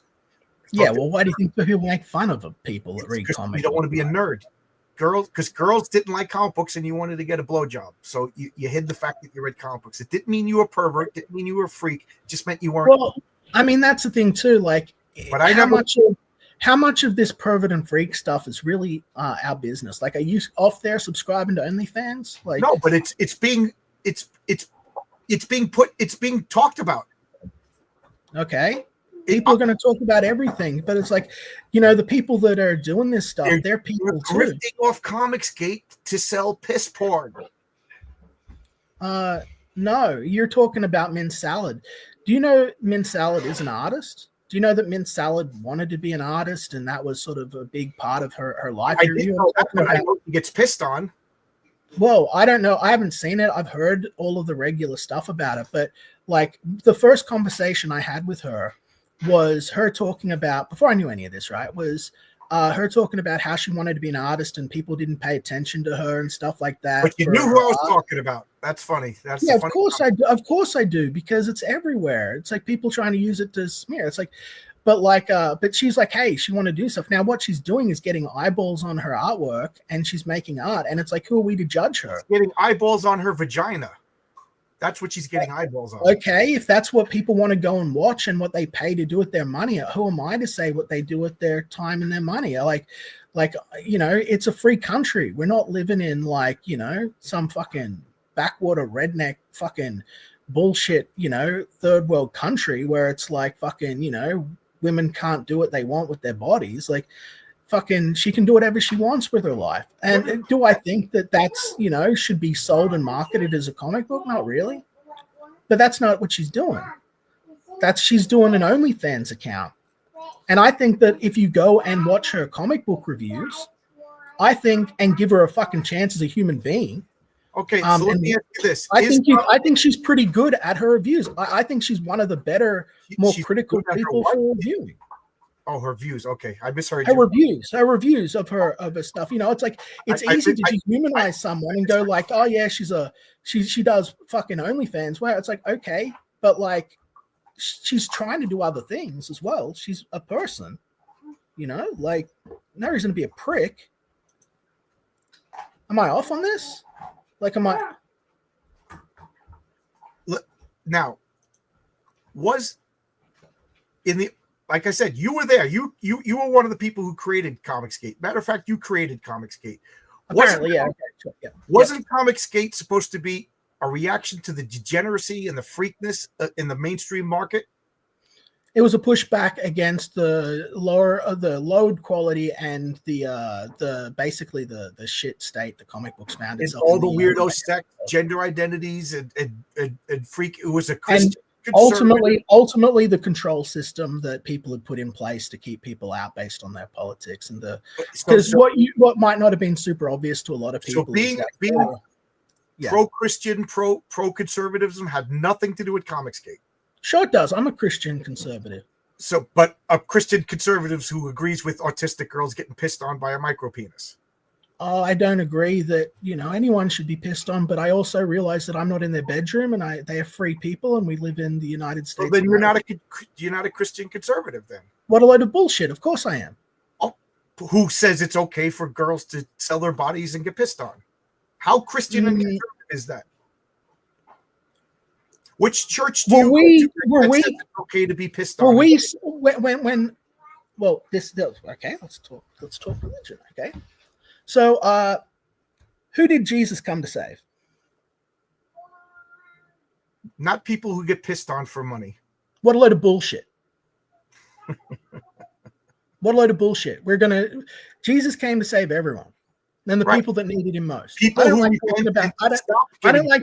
like talking about religion, but you know what? When a girl says to me, hey, I wanted to be an artist, but I had to go to these lengths to get noticed for my work because this is what I do. I go, okay, and I listen and I try and be considerate and respectful. Would I be pissing on my lady? No. Would I be broadcasting my dick out there on OnlyFans? Fucking no, right? That's not me. But I'm not going to judge someone else just because they're living a lifestyle that I don't fully follow. I became a Christian. No, man, I became a Christian. I grew up a fucking blue-head atheist punk rock piece of shit, right? Do you still sin? Yeah, of course I do. Everyone does. You do. Do you try to stop? Yeah. Okay.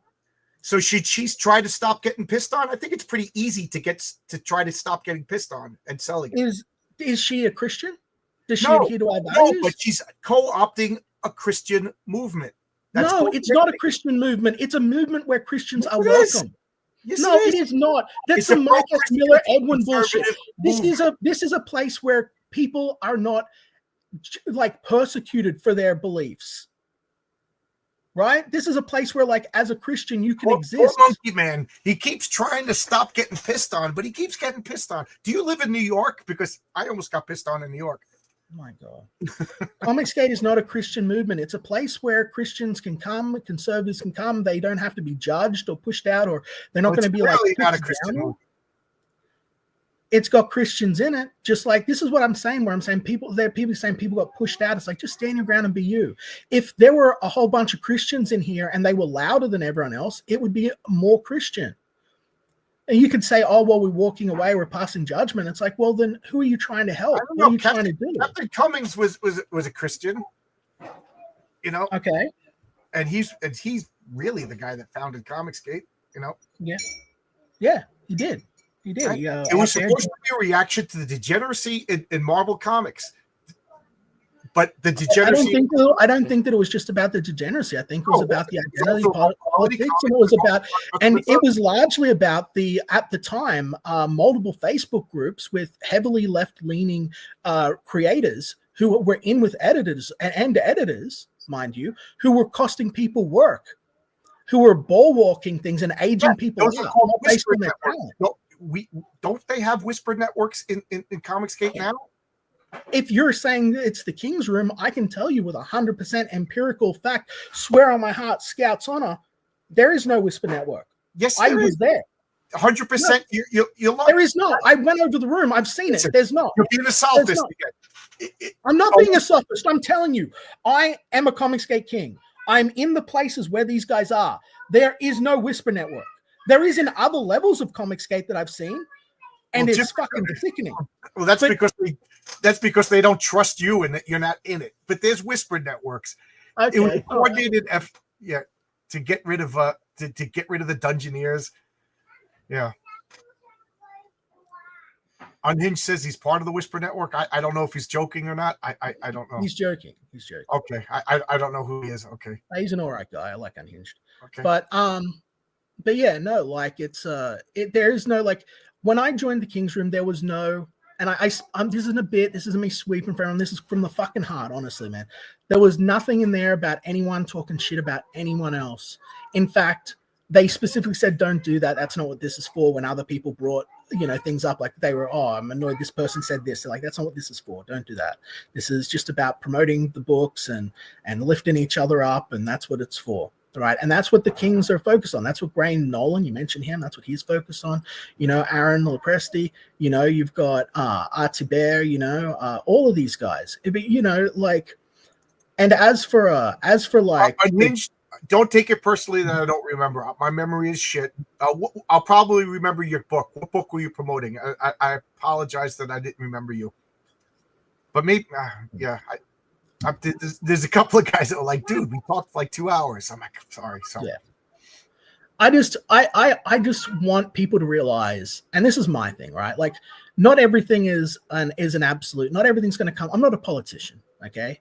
But I've had my beefs with Comicsgate. I've had problems with people in Comicsgate. I've had to navigate this space where I'm greatly disliked by a great many people, and there is no resolution for it. Okay, I've had to accept a lot of things that I'm not comfortable accepting, that I don't like. But in doing so, and just accepting that things are as they are, and trying to represent who I am, and trying to do right, I've done well for myself. And I think that other people can as well, if they just let go of trying to worry about everyone else's preconceptions and control what everyone else does, and just focus on your stuff and try and get along with people. Right. So stop Don't make my mistakes. Stop talking shit about Earth July and be positive. You don't get, but the you problem just is, said we gotta start being positive and stop. Okay, no, dude, I'm not disagreeing with you. Okay, said, no, listen to what I'm saying. Listen to what I'm saying. You're telling Ethan, dude, listen to yourself. You're telling Ethan what to do and what content to make. This is you're offering. You're allowed to have your opinion, right? Don't get me wrong. You're allowed to have your opinion. Yes, and you're allowed to contradict yourself, apparently. No, because it's very simple. Focus on you. You understand? You are telling Ethan, because I believe this, you shouldn't do what you're doing.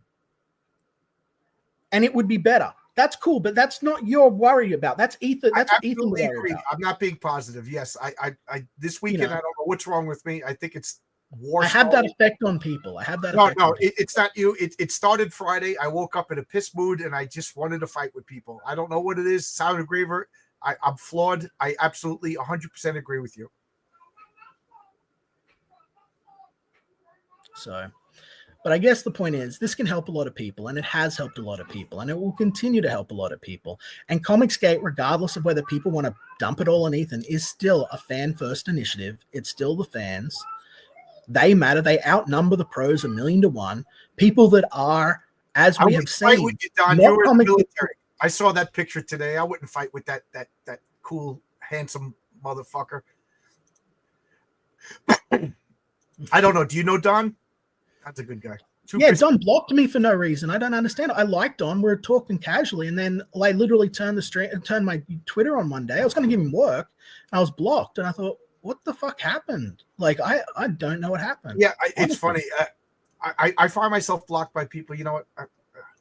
I can't let it bother me. You know what I mean? Okay, so speak of.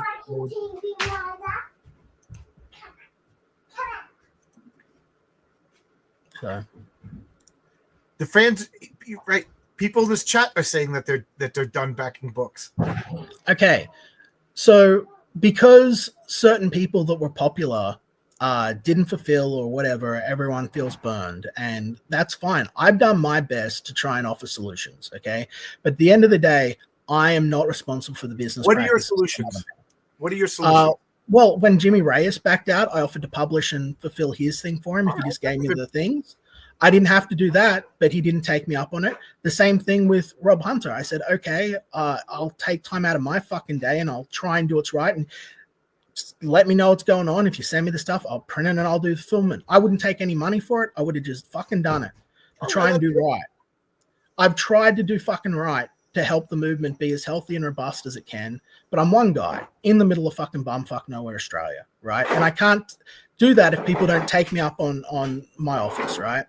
And at the end of the day, I don't want to see the customers getting stolen from or taken advantage of or screwed around by people. But I also don't want to create a space where we say, no, you can't come up, and become the very thing we oppose, right?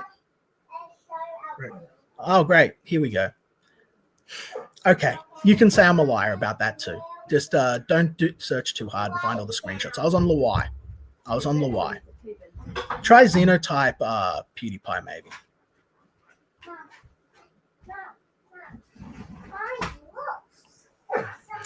Regardless, the you know,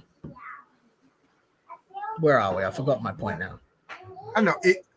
So if I message Rob Hunter now, I can ask him, because everybody that I've ever talked to on my channel, I still have their contact information. I could call Rob Hunter and say, hey, did Liam? Why won't you let Liam publish your book for free? What is he going to say to me? I don't know. He never responded to me. Okay, He shut down his social media. Rob, I'm going to message him right now. And I'm not going to say that I'm going to do it for fucking free. I'm not. You just said you were going to do it at no charge. Yeah, no. I was going to do it. I would do it with no fee for me. He'd still have to pay for the shipping and shit, right? He'd still have to pay for the printing. But like, I'll do the manual labor for free. I'll pack the books and ship the books off for free, right? Publish your book. Where are we? Your book for free. Maybe I can find this as Xenotype PewDiePie. Okay, I'm still waiting for Michael Bancroft. Here's Rob Hunter. Now, media. Can I find a photo of it? Oh, he deleted his yeah, Twitter. He shut his Twitter and everything down. That's what I just told you. Okay. Find the it's gonna be a bastard to find. You should probably have asked me to have this stuff ready so I can just get it. I didn't know. I didn't know you were gonna publish. No, I mean like the. Will you publish my book for free? If you want me, well, I'd rather not if you can do it yourself. But like, if you're in a situation where like you can't fulfill and you're desperate and you're part of Comicsgate, like I would. I could fulfill because I'm not touching that money. I broke my which is how it should be. That's what I said. You pay yourself last. I 100% agree with you. But like, I'm just trying to make things right, as best I can. But like I just want things to go well for everyone, and it doesn't work that way. But name a character from Graveyard Shift. Yeah, ask me all of this stuff. No, I'm not doing it. I don't remember because I read so much. I'd have to have the stuff. If you want me to like remember stuff and cover stuff, I have to like sit and read and prepare. Like I literally write all fucking day, Lilith. I forget the Mexican guy's name. Fucking I don't know. Don't remember. Lilith, the monster, Vlad, Bram. Yeah, Vlad, Bram. Yeah. So I kind of enjoy those books. Yeah. I don't know what else to say. Anybody want to say anything? Should we shut it down now? Let's get a vote. Yeah. Well, I mean, the whole point of this was to go, is Comicsgate a viable network and marketplace for comic book creators? And you agreed with me. We went all in circles and had internet arguments, but ultimately, you control your own behavior. You don't control anyone else's. Right. I agree. And I had to wrestle with that myself. It was hard to do. To sort of, you want things to go well and be a certain way. You have to accept you got no control over that shit. Just try and do right by people where you can. That's what I'm trying to do for all of the times Wonder Iron's being brought up. I'm trying to do right by people. I've done multiple books on time. And, it doesn't need to be a negative experience for everyone. But if we make it one, that's what it's going to be. If we make it one, that's what it's going to be. So, to answer my question, Comicsgate is diminishing. It's not as influential as it used to be. It to the average, well, I guess I can't say the average, but many people, it's a cesspool of negativity and freaks and weirdos. How did we get to this point though? When like it used to be the average stream, no, like the average stream back in the day from sort of the fringe CG guys, right, was like 20 to 30 people. You get 60 here and there. Now we have multiple streams that are pulling in like 100 to like 150 people, and I've got folks saying that there's less people around. But how is it? We got eyeballs on us that we never had before. Yeah, there are so many streams where people left because like everyone just sat there fucking focusing on misery and being miserable and not being proactive or trying to fix the problems that we hear. I want to fix the problems and help people, but like, how is the community smaller when we've got all of these orbiting channels that have way more views now, have way more active people in the chat? Like, what's the answer to that? Publish your book on time. Not you. I'm not direct. I'm talking to Yeah. everybody else. Shut down if you don't want to be attacked, close down the points of weakness. Okay? The weakness in my comic. I know what the weakness in I'm the weakness in my comic. I'm a rookie writer. I might have, you know what I mean? So whenever I hear any criticism about my comic, it's the writing. And I accept that. That was I had 2 negative reviews, and that was it. I accept that. I don't blame anybody else. So what am I doing?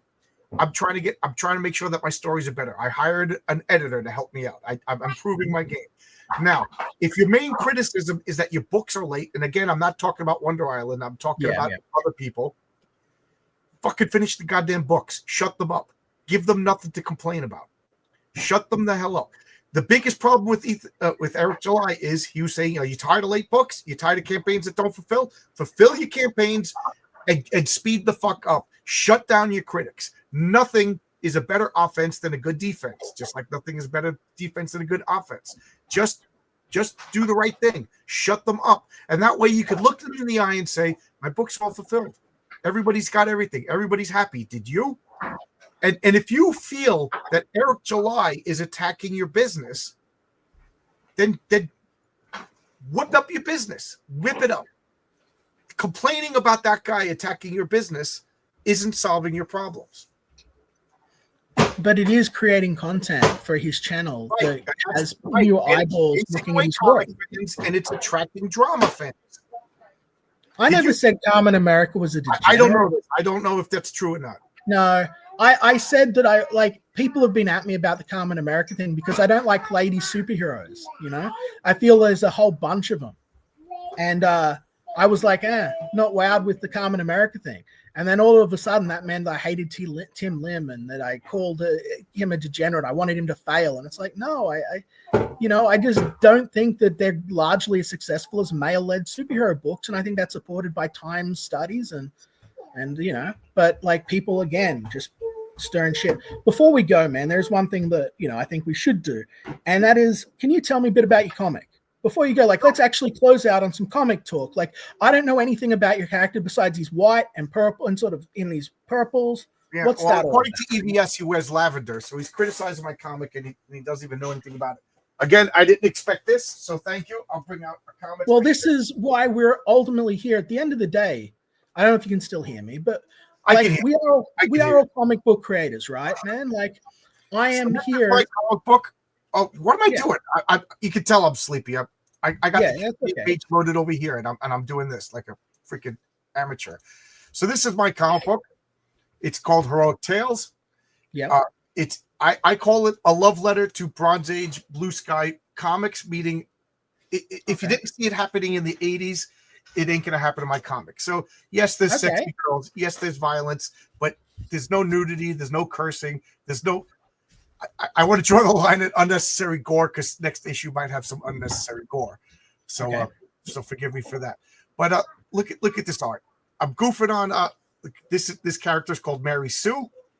Mary Sue is the perfect girl. So I'm and what happens when the perfect girl gets the ultimate powers? Well, it messes up her life. Mike Barron read this story. He said it was excellent. Cool. A couple of people have read it already. They said it was excellent. They said it was the best thing I ever wrote. Which is this your short? Is this the short spin-off? Because all I'd heard was that the short story you did was better than your main book. Oh, is this the one they're talking about? Oh no, this is issue 2. This is issue 2. So issue number 1 also had 2 stories. It introduced the patriarch. And then the backup story was drawn by Ron Mosicki, and it introduced a character called Lucius Kane, the Suit. And it was about a politician who made a deal with the devil and for power. And I was really scared that because there's a shocking scene in that book, and I almost pulled it. And at the last minute, I said, I can't pull it. I worked too hard. I spent too much money. And then I got attacked for including a scene where a bad person makes a bad decision. So, because God forbid a bad guy does a bad thing in this world. But this is Mary Sue. But here is the character that you're talking about. That's Martina Markota. But this is the patriarch. I know Martina Markota. We go way back. Yeah, Martina modeled a T-shirt, and then people said, make a cosplay cover. She's awesome. So this character is the patriarch. I got tired of all this toxic masculinity, so I made a character called the patriarch. Even Van Sciver said he's gay, but then again, I guess it's gay to be a loving husband. He wouldn't know anything about that. A devoted wife, he wouldn't know anything about. Whoa. So come on, dude. This is the patriarch. He's a devoted husband, beloved family man, and a protector of Science City. In this story, a child gets abducted, and the patriarch goes below the city, encounters the subterranean, and starts. I'm trying to introduce that there's more to Science City than meets the eye. This is a variant cover by Jose Garcia, who's in the chat. Yeah, I love Jose. He's a good dude. We go way back too. He was going to do something with me right before he worked with Ethan, you know. He's so fast. He's so fast. He's super fast. He's really talented guy. He works with Fowler and stuff as well, I think. Yeah. So when I realized that one of the main weapons of the subterranean is psychedelic spores, I said I got to get Jose Garcia to draw this.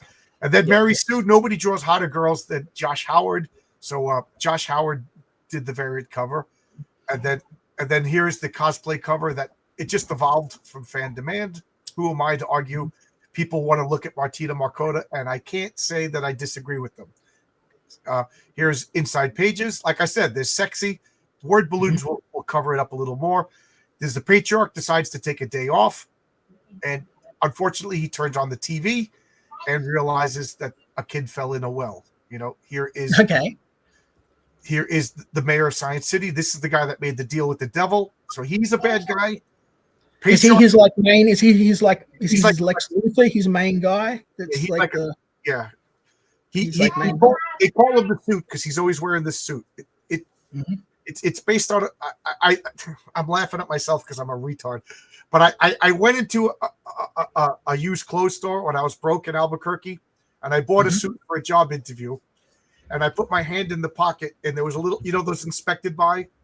It literally said inspected by 666, and my roommate was like, "Don't buy the devil suit."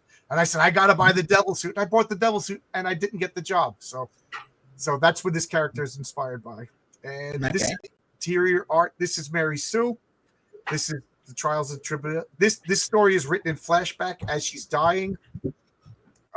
Mike Barron's was really positive about it. And what else do you want? You have a campaign you want to bring up? No. I want to have an actual talk about your book, so I know what you're doing. So what's his? If it's not a big spoiler, like what's his origin? Is he like I don't think he's an alien. Is he? Is he an alien? I didn't tell his origin because next issue is the origin because his origin's complicated. But I'm a freak about world building. Now, is he like? Are we talking just Superman, like super strength, super speed, super flying? The cat's out of the bag, but it's supposed to be that he's models himself after a Superman type. I'm not going to spoil it. Yeah, man, that's cool. I'm just having a conversation. What it really has is he's telekinesis and he's acting like he's super strong. So he's actually more. Oh, cool. Yeah, okay. That's sort of a bit like Esper. Yeah, no, that's cool. Like tactile. So he has psychic powers. Yeah. And there's a reason for that, and there's a reason why he's keeping up this pretense, but he's getting tired of the lie. I'm spoiling. Does he have a secret identity? Because I noticed he's not wearing a mask, and he's got a big beard. In public. And the woman reporter who was the stalker in the first issue, this is her right here, Regina Lopez. Yeah, she doxed him. You know what I mean?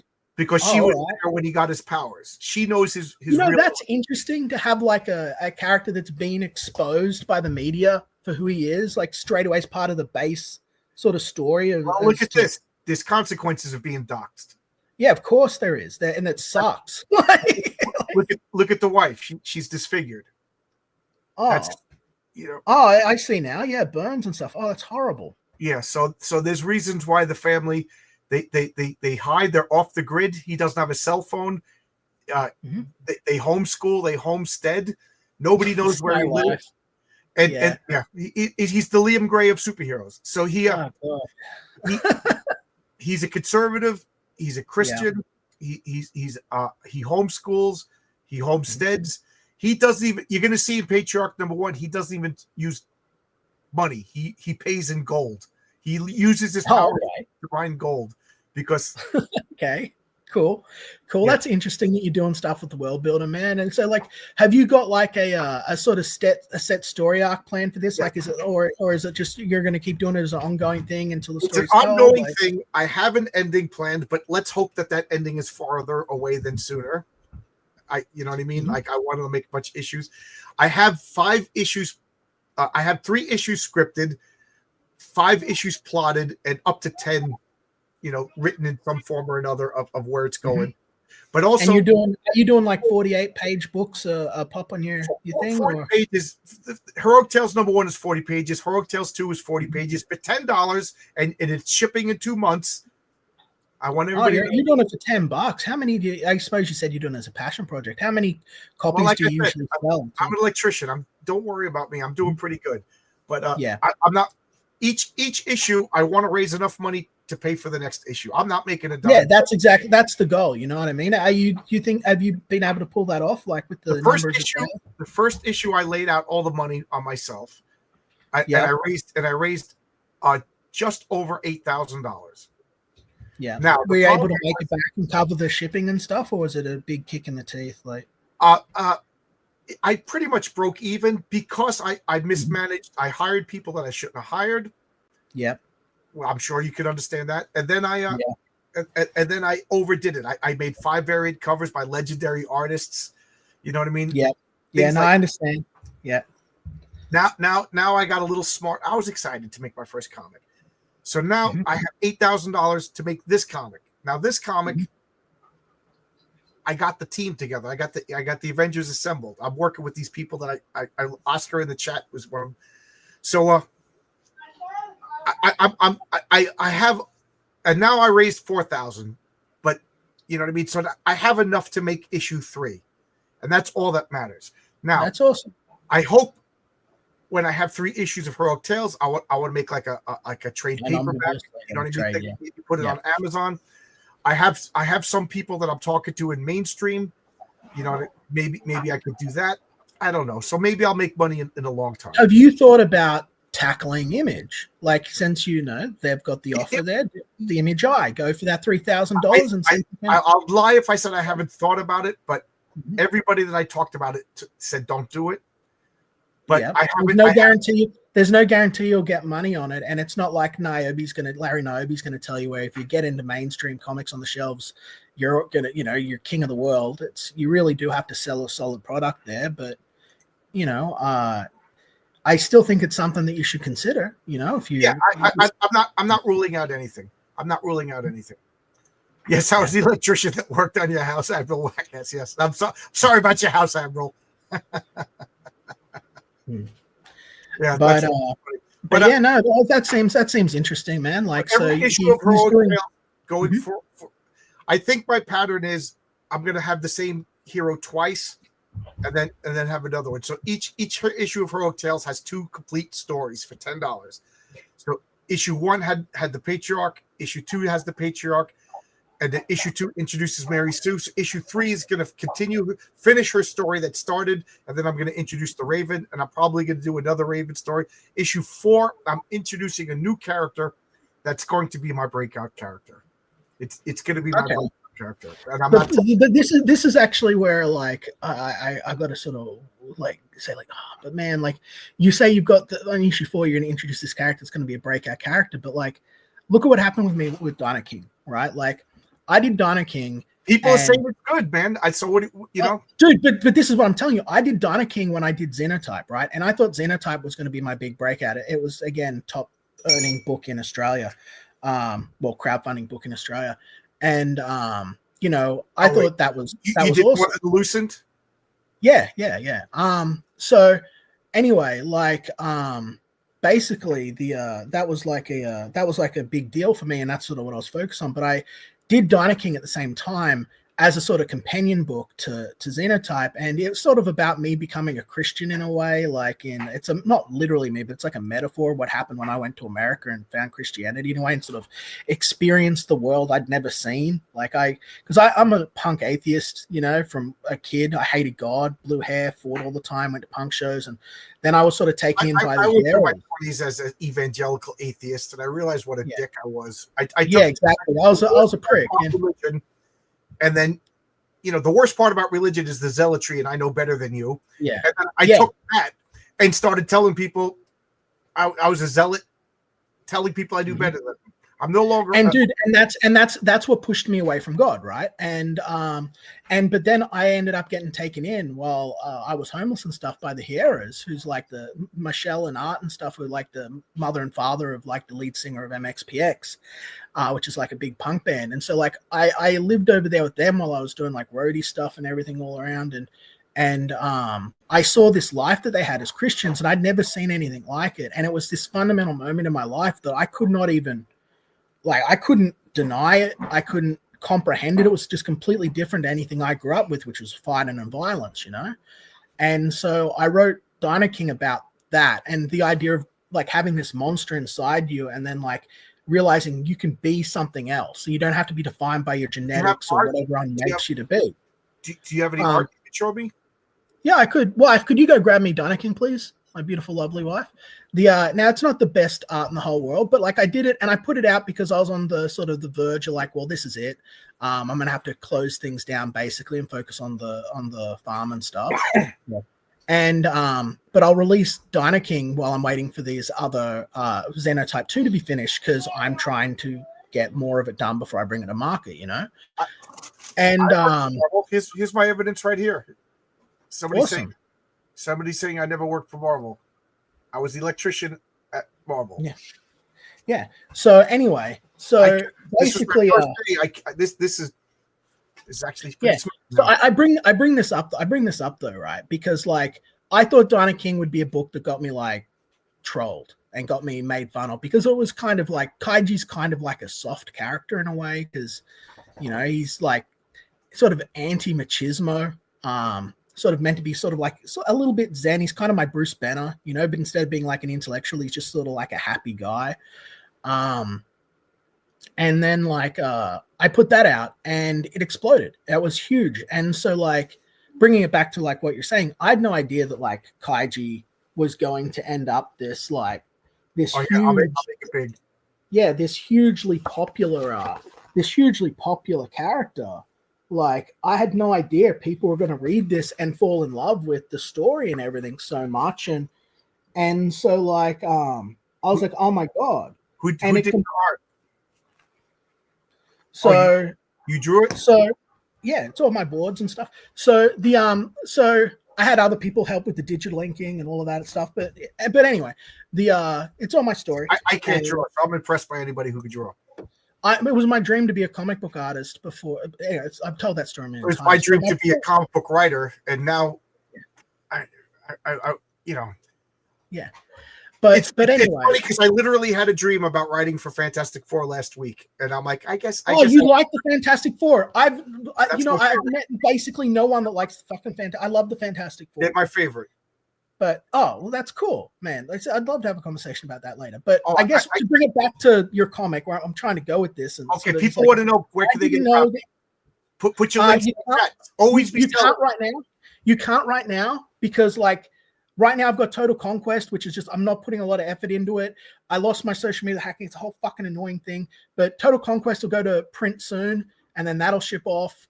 And then when I launch Dino King 2, basically you'll be able to get the first issue and stuff like that, and you'll be able to catch up and stuff. But bring it back to where I'm trying to get is like I didn't know Kaiji would blow up and be huge. Like I didn't know people would love this character. I thought the opposite. I thought I'd be made fun of. You know, I thought that you were half right. Yeah, you know, and like it's just a simple idea that I thought was awesome. And I put it out and it blew up. And then now I've got to rethink, okay, I'm doing this Jim Shooter style shared comic book universe. I got to like, it's like imagine the Fantastic Four, and then Spider-Man comes along, and then Marvel has to, well, Spider-Man's our main guy, you know what I mean? So I had to rejigger everything to that. And I guess the moral of the story is you never know. And that's the beauty of crowdfunding. I was trying to explain to you earlier. You never know what you're going to do that's going to resonate with everyone in a huge way. And then maybe you've got to change everything because the fans, we got to chase what the fans want, right? Are you guys saying, what about Timmy? Are you saying the boy who fell in the well? Mm-hmm. His name's Martin Lipke, who fell in the well. And you have to buy the book to find out what happened to him. How's that? You got to sell, Liam. You always got to sell. For sure. I'm getting goofy now because I'm getting way too tired. But today, man, let's go. But I just wanted to say, like, a heartwarming story, so it's not all gloom and doom. I was in exactly, and I think that I know a lot of people have been upset and frustrated. Things. I got to give you credit. You took some heat and you took it like a man. So I'm going to give you credit. I always do, dude. But like, I'm not a perfect person, but I am genuinely trying to help people and make a space where people have free expression. That's something I've dedicated myself to. I'm not making millions of dollars doing this. It's something I believe in. But like, just man to man. I have no illusion of making a profit off my comics. It's a passion project and it's fun. So when people make fun of me for making $6,000, I actually kind of feel bad for them because I'm like, you guys don't understand how to, like, you don't have anything that you're passionate about. Like, are you that worried about your crowdfund? It's, you know, I got myself into knowing the fucking dude, man to man, and buy and sell most of you. Okay. Man to man, I got into so much trouble by trying to fucking I overstep lines. I'm not good with boundaries and stuff, man. I got myself into a lot of fucking trouble with it, but I mean well. And I'm telling you guys, focusing on like what other people are doing. Focusing on like what other people are doing, trying to get like Ethan to do or not do the content you want. All of that stuff is going to lead you. Saying. But I need you to hear what I'm saying. To focus on your own stuff, and then you bring up Ethan, who does not focus on his own stuff. He talks about July. I'd say the same thing. Greatest salesman. Okay, that's cool, man. What I'm saying is it's going to lead you to an unhappier place and to more conflict. And I mean that with a benevolent heart. And I would say the same thing to Ethan, and I'm sure he knows it. But at the end of the day, do what you're going to do. I'm not going to tell. I'm not going to tell him. Tell the signing Sean, that guy's miserable. I'm just trying to be helpful. And I know you don't think it, but I think the comics. No, I honestly 100% think that you're trying to be helpful. You know, whether you are helpful is up for debate. But that's right. And you don't have to believe me or anything like that. You don't have to side with me. I'm not asking for any of that. But I'm just saying, like, you will be happier in yourself and you will get more sales if you focus more on, you know, basically like winning and not telling other people what to do. Don't you know, tell like me. I do a big bit where I act like a tyrant. Those words that just came out of your mouth, you got to go tell somebody else. No, man, I don't, because these people are doing something that works for them. You know what I mean? And it's like, this isn't going to work for you the same way. Then your advice is worthless. If this person is not focusing on himself and this person is trash talking somebody else and it works for them, then being positive and focusing on yourself is not good advice. You've got to trash talk people at a certain point. But I'm just saying that's not the point you're at, John. That's what I'm trying to say. Like, look, I bit my lip for a really long time. We got to go. I don't want to keep up too long, but I bit my lip for a really long time about a whole bunch of shit with a whole bunch of people. And the result was my reputation was completely destroyed. And people to this day believe a whole bunch of shit that is a product of expect element and bullshit. And like, I just had to wear it, right? If you don't fight back and push back against it, then the narrative becomes true. But at the end of the day, narratives are always going to be about whoever's most popular. Right. And at the end of the day, you know, when you're sort of going at Ethan because he's doing stuff you don't want. Right. The internet's all about narratives. Unfortunately, there's not many people that actually even have an honest conversation. That has a head wound. Everybody knows he doesn't have a head wound. That's a narrative. Well, I don't know if that's actually. I don't know. I don't know if it's actually a narrative. I'm going to tell you the honest truth. Why repeat it? Well, I didn't for the longest time. for the longest time. You know, I don't think you'll find me saying anything about it until like I think in the last 6 months. Rippaverse is failing. That's a narrative. Well, Comicsgate this is a whole bunch of. That's a narrative. These Well, are I know. I actually do. Like, look, I'm not talking shit here. I really think Comicsgate is doing better than it has been doing in a long time. I like, at least I feel like I can go around without getting that's a half-assed way of saying it's not doing good.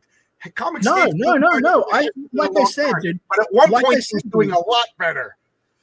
Oh, for sure. When there was a huge influx, so it's doing bad. It's on a downward slope. This is the dead cat bounce. Why is it like? I guess it goes back to what I was saying about how I look around and I see shows with high viewer numbers, and I didn't used to see that, you know. And they're open, and they're places with open doors that welcome people instead of. Anyway, I don't want to keep you too long. That's why some people became YouTube people instead of comic book people. I don't think that there's an either or. Like, I have to do YouTube nearly every day. I don't like it. I'm going to be honest with you. I don't like it. Did you get a job? Yeah, I got a job, but you don't realize like YouTube. Well, one, because if I don't, then people won't be aware of what's going on with my books and what's happening, and they'll forget me, and then I'll make less sales, like when I went away for a bit. Two, you know, it's all marketing and advertising, man. It's all staying in people's minds. You know, I get up and dance around like a clown and an idiot because that's what people want to talk about. That's what they watch. That's what they EFAP, all this other shit, man. But like, honestly, you know, if I could go to a world where I could just go back to just putting out a book and people buy it, I would. But like, when people are there trying to tell people that are highly successful at what they're doing not to do something because they don't like it, it just feels counterproductive to everything, especially when it's coming at the cost of when Ethan Van Sciver tells Eric July to stop making comic books. That's counterproductive. I don't think that he's ever told him to stop making comic books. I could be wrong. Does he? That's the whole point of Trash Cash, is to destroy his business. I don't know. You'd have to ask and talk to Ethan about that. But I don't know if you're lying through your teeth, or you just don't understand what you're saying, or you just misspeaking. No, I'm trying to have an honest man-to-man conversation with you. You know just what I mean? contradicted everything you said. No, man, because you've got to understand that, like, maybe I'm failing to communicate it clearly. What I'm trying to say is, like, you're talking about one guy and doing things and the general tone and the attitude. Either something is true or it's not true. And if it's true that we should all be positive, focus on ourselves, not everyone should be. Not everyone should be. Not everyone should be. So some people have special dispensation to trash. Some people are better at it and make good content off it, and that's what people want to watch. And ultimately, what I'm trying to say to you, then it doesn't matter. So that this advice is worthless. What if I'm better at trashing people? But you're not. That's what I'm trying to tell you. This is the one day I've trashed people. Actually, 2 days. This is a weird weekend for me. I'm very off, guys. Dude. I think I'm on my period. Men can have periods, right, Liam? Even in Australia. Oh my God. You know, I'm just saying, man. Like, you know, it's all about you don't want to sort of speak in a way that's going to prevent other people from taking a chance on themselves, right? And you don't want to condemn people back to an era where they've got no network, no one that's going to listen to them, no one that's going to give them a chance, and something that might be a great idea never gets noticed because there's so much noise. Turner, it's not like we are in the 80s. Over Turner? I'm just curious because Turner was calling me, or am I mistaken? I'm probably mistaken. I apologize, Turner. Yeah, it's like we're not in the 80s anymore. There's a lot of noise. And so the chance for the 80s. For people so Tim Olson says we don't need CG to do that. Well, I'll tell you what, and I'll close out with this. Tim Olson, I want you guys to put together a non-CG show that promotes books and gets comic book sales half as well as Ethan Van Sciver's Comicsgate Live. That's not realistic. Why not? Because you said you don't need Ethan to do it. Like, you know, I'm not throwing shade. Like, show me it can be done. Like, if you just don't need Comicsgate to do it, do it. I'll happily come and promote my book there. Here's my proof. My comics delivered. So I'm doing it. Because to me, success is people reading my comic books and like it. But wouldn't it be successful to have more people watching? Ethan Van Sciver didn't promote me. He actually did the opposite of promoted me. Mandy promoted me. I got a couple sales from Mandy, and I've never said anything bad about Mandy. Shane promoted me. I never said anything bad about Shane. And these guys are Comicsgate and their network, which Right. has got hundreds of viewers on their shows. Like, how many people are watching? Michael Bancroft, again, Comicsgate promoted you. All of these people are part of the same organism that is Comicsgate, that is this promotional vehicle for creators. And when you speak poorly of all of Comicsgate just because the person that you see as the figurehead is not doing what you want, you undermine all of the efforts of all the people that are playing ball and trying to do right. And I worry about the impact that's going to have on other people looking in that don't know that much about it. Do you understand? Like, yeah. Bancroft never left Comicsgate. In fact, he made a tweet about saying how he wasn't leaving Comicsgate. So, you know, I'm not going to speak for. It's not me to speak for let him. him speak. Let him speak for it. And Bancroft knows he's welcome on my channel anytime. He comes by and pops in and says hello to me sometimes. Michael Bancroft is the best of all of us. All right, so But anyway, you know, when this weekend is over, I'm because I've always told people, you know, stop with the trash cash, stop with the drama, battle not with drama farmers, lest you become a drama farmer. And here I am doing it. So it's what happened to me, dude. It's what happened to me, dude. That's why I'm trying to be helpful here. Like, okay, and so Liam, this is what happened to me. Let's make a pinky bet. This is our last weekend being negative, me and you. Well, I mean, I got to be a little bit. I got to be a little bit negative, man, because I'm like, look at this chat, man. Look what they say about me. It hurts so my what? feelings. Win them. Go on the charm offensive. I don't know if I can do it. Michael Bancroft just did $100,000, and he is the nicest guy in the world. Never said anything bad about anybody. It can be done. I don't know why. I'm having a weird weekend. I do think it's the world is getting to me. So I woke up that happens to fight, and I kind of regret it. If I had a time machine, I would use it twice. Once to go buy I'd use it 3 times. Once to buy Bitcoin. Once to go back to Andrea. What a stupid idiot I was when I didn't realize she was hitting on me back in college. And 3, that I would have not picked up Twitter on Friday. Well, I'll say this to you. I'll give you my solemn oath. I'll give you my word that, you know, if I'm sitting on stream and other people are saying nasty shit about you, I won't join it. That's what you'll get. Well, and I'm not getting bad. I just met you tonight. We were on a stream before. Well, and look, that's fine. Like just conversation is all out there. Right. And I'm not gonna. I allowed myself a bad weekend. I don't know. I'm on my period. Don't judge it's me. It's okay, man. Look, it's okay. I just want to help people that are making these comic books because I never got help when I was coming up as a fucking teenager, and I think this is invaluable. It's like there are no sort of pathways up or mentorships for artists and stuff anymore. So it's like this is a great way for people to sort of get out there, and people that get aged out of the industry too soon. I sort of, it sucks. Like you talk high praise of Graham Nolan, This but is a it's good like, point. Iconic Comics is selling. Matter of fact, they're blasting out into Japan. Am I saying the right thing? Is this the comic? And dude, there are good comics out there. Like IDW. If you check out some of my streams, I do with Bancroft. You know, like IDW's hitting it out of the ballpark with their Teenage Mutant Ninja Turtle stuff. It's fucking pretty good. And they just brought Street Sharks. I don't know how that's going to go, but we'll give it a look.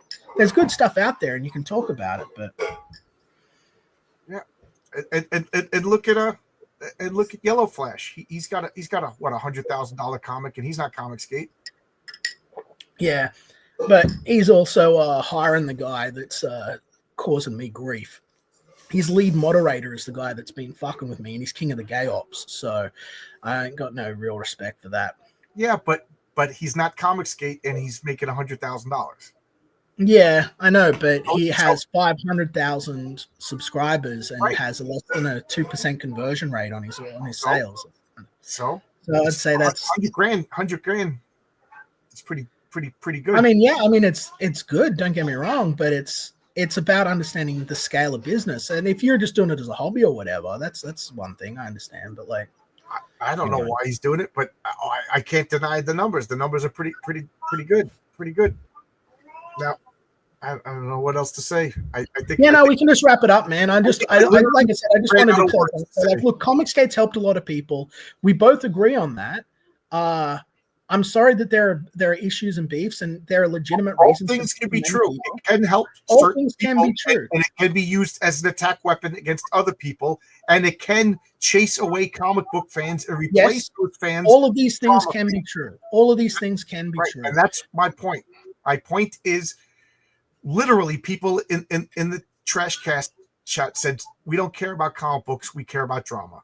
Well, one person might have said that, or a few people might have said that. But I got to say, like, do you want to be on the losing side or the winning side? Because we're winning. You might not think so. Is Eric July on the losing side? Eric July is on Eric July's side. Yeah, but you just said that there was two sides. There was the winning side and the losing side. Is Eric July on the losing side? I don't know. Is Iconic Comics on the losing side? I like Iconic. I like. Is Yellow Flash on the losing side? Yeah, Yellow Flash is on the losing side for sure. 100 grand is losing. I wish I was losing that bad. Yeah, it's all about economy of scale, brother. It's all about economy of scale. So what does that mean? It means that if you've got like 2 million people looking at your work, and you're making $100,000, you're not doing too good. That's what it means. Oh, yeah. Really? So he's poor right now? He failed? I would consider, I'd consider it pretty big. But he made his goal, and you said once you make your goal, it's a success. Yeah. But it took. Yeah, I mean, I guess. Yeah, no, you're right. I'll go back on that. Yeah, it was successful. It was successful. He reached 100,000. It took him a while to get there, but he got there, and I understand the hard push up. I had to do the same thing, but it just considering the huge support of the Ripperverse and his own platform, I personally, and I'm not even saying this because I don't like what the guy's been doing to me personally, but like being objective, I think that he could have succeeded tremendously more if he stuck with Comicsgate, if he didn't delete the Comicsgate green room, and if he kept playing ball with people. I think he would have made a lot more money. That's my honest opinion.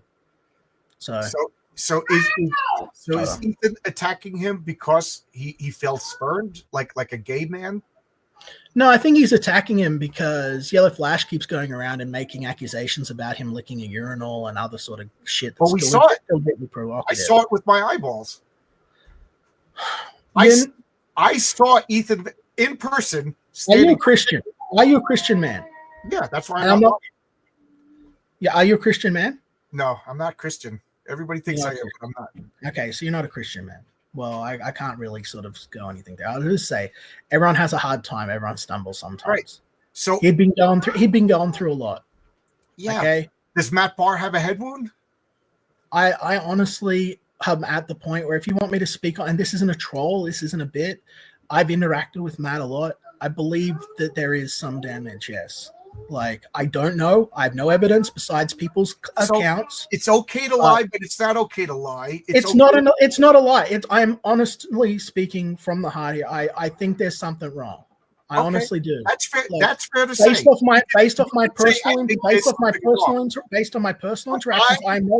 I am not a mental health professional. I'm not going to be like Brian Criscow and say I've worked with people that are crazy in the past. Therefore, I am diagnosing him.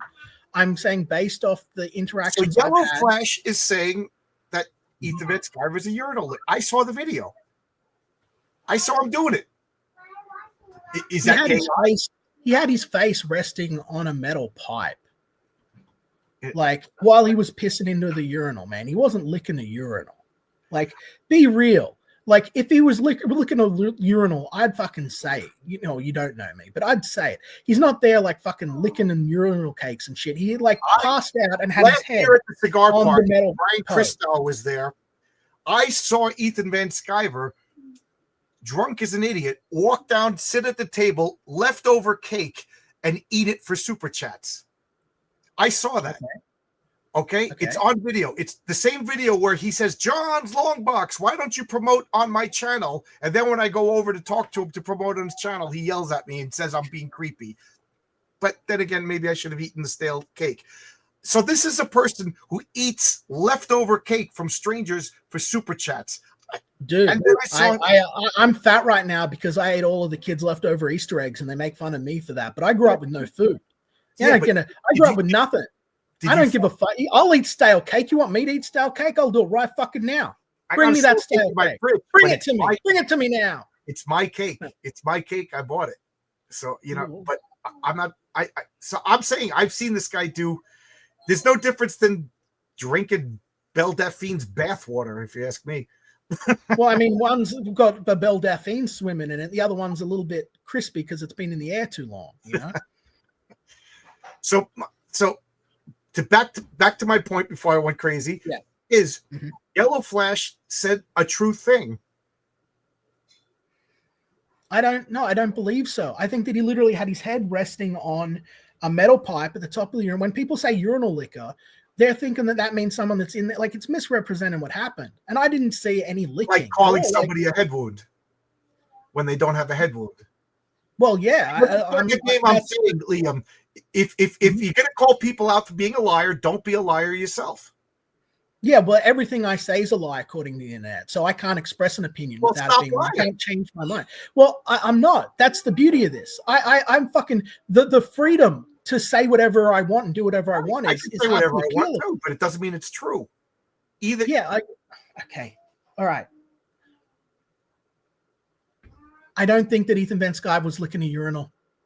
I think that he had a bad fucking week and he passed out after drinking like a fucking, maniac. And smoking fucking some weed with a couple of women he just met. I think that there was a shitty low point in his life, and I think it's shitty of us as people to attack people at their moments of weakness. Okay. If you are a fucking real man, attack strength. Don't attack weakness. That's what my humble opinion is. Do I think that impacts or reflects Comicsgate at all? No, I don't. I think that Ethan had a fucking low point. Graham Nolan? No. Graham Nolan hasn't done anything. Why do you think people aren't attacking Graham Nolan? Because he hasn't done anything besides be like a perfect Adonis. He's a gentleman. He's a paragon of virtue. Yeah, he's better than fucking all of us. I hate him. I was going to say, first off, he would crush all of us if we attacked him. But yeah, is anybody attacking Mike Barron? No. Is anybody attacking Chuck Dixon? Do you get what a couple of people? Do you get what I'm saying? You don't want to be attacked. Be a good person. Stop attacking.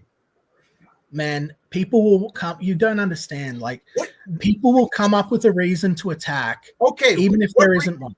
Okay, like, so who's attacking Graham Nolan? Who's attacking Graham Nolan? No one, because they gain nothing from doing so, but they do have collateral. So you just contradicted yourself again. No. I didn't listen to what I'm saying, man. Listen to what I'm saying. There's a difference between attacking Ethan Van Sciver and a difference between attacking Graham Nolan. And it's not purely based on their behavior. What is that difference? Okay, Ethan Van Sciver is highly popular, the center of the largest show, and there are a lot of people, even right here in this chat, that personally have grievance with him, that will support and come to your show and encourage your attack of him. Why do they you wouldn't get out of the blue? Just they woke up one day and they said, I don't like this guy. A lot of people, it's jealousy. Not all of them. There are people with genuine grievances, but a lot of it is jealousy. Graham Nolan? No, not really. Graham Nolan doesn't have a huge platform that is performing hugely well.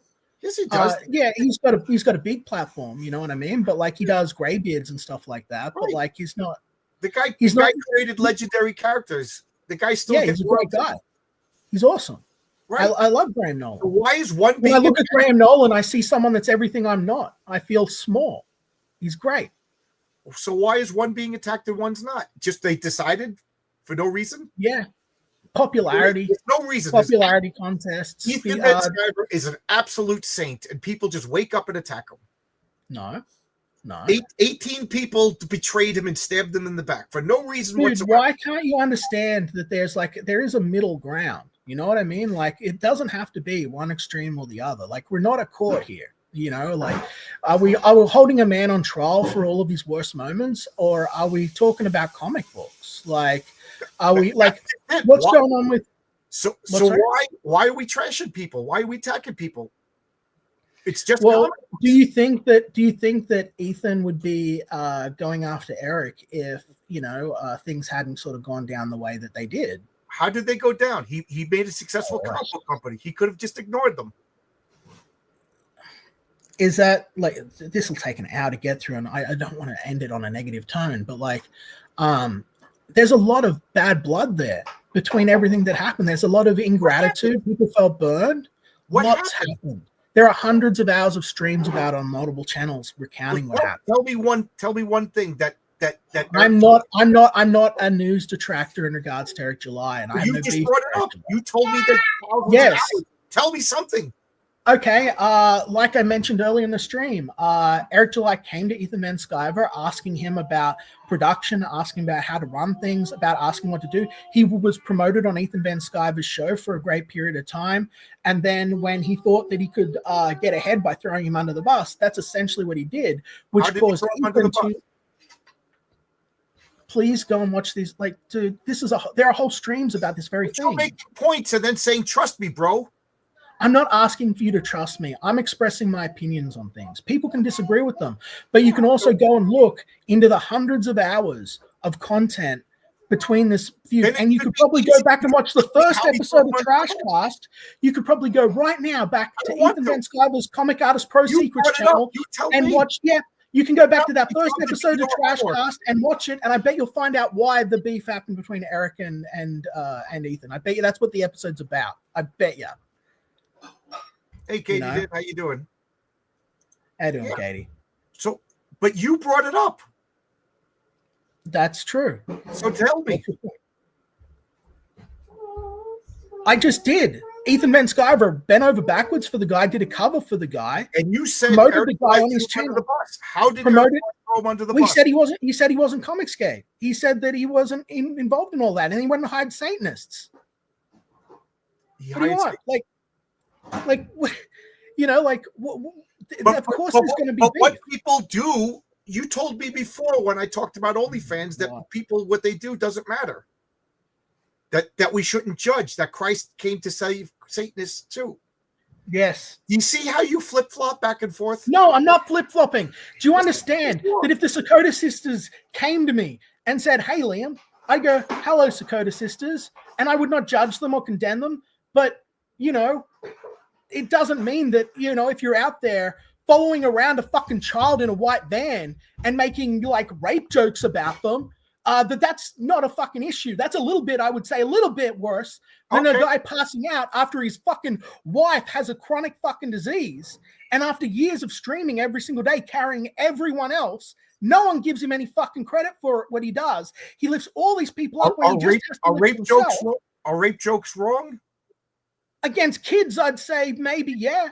You know, I'm not exactly a big fan of like raping kids, guys. All right, but isn't what's his name? Vito? Isn't he made rape jokes about kids?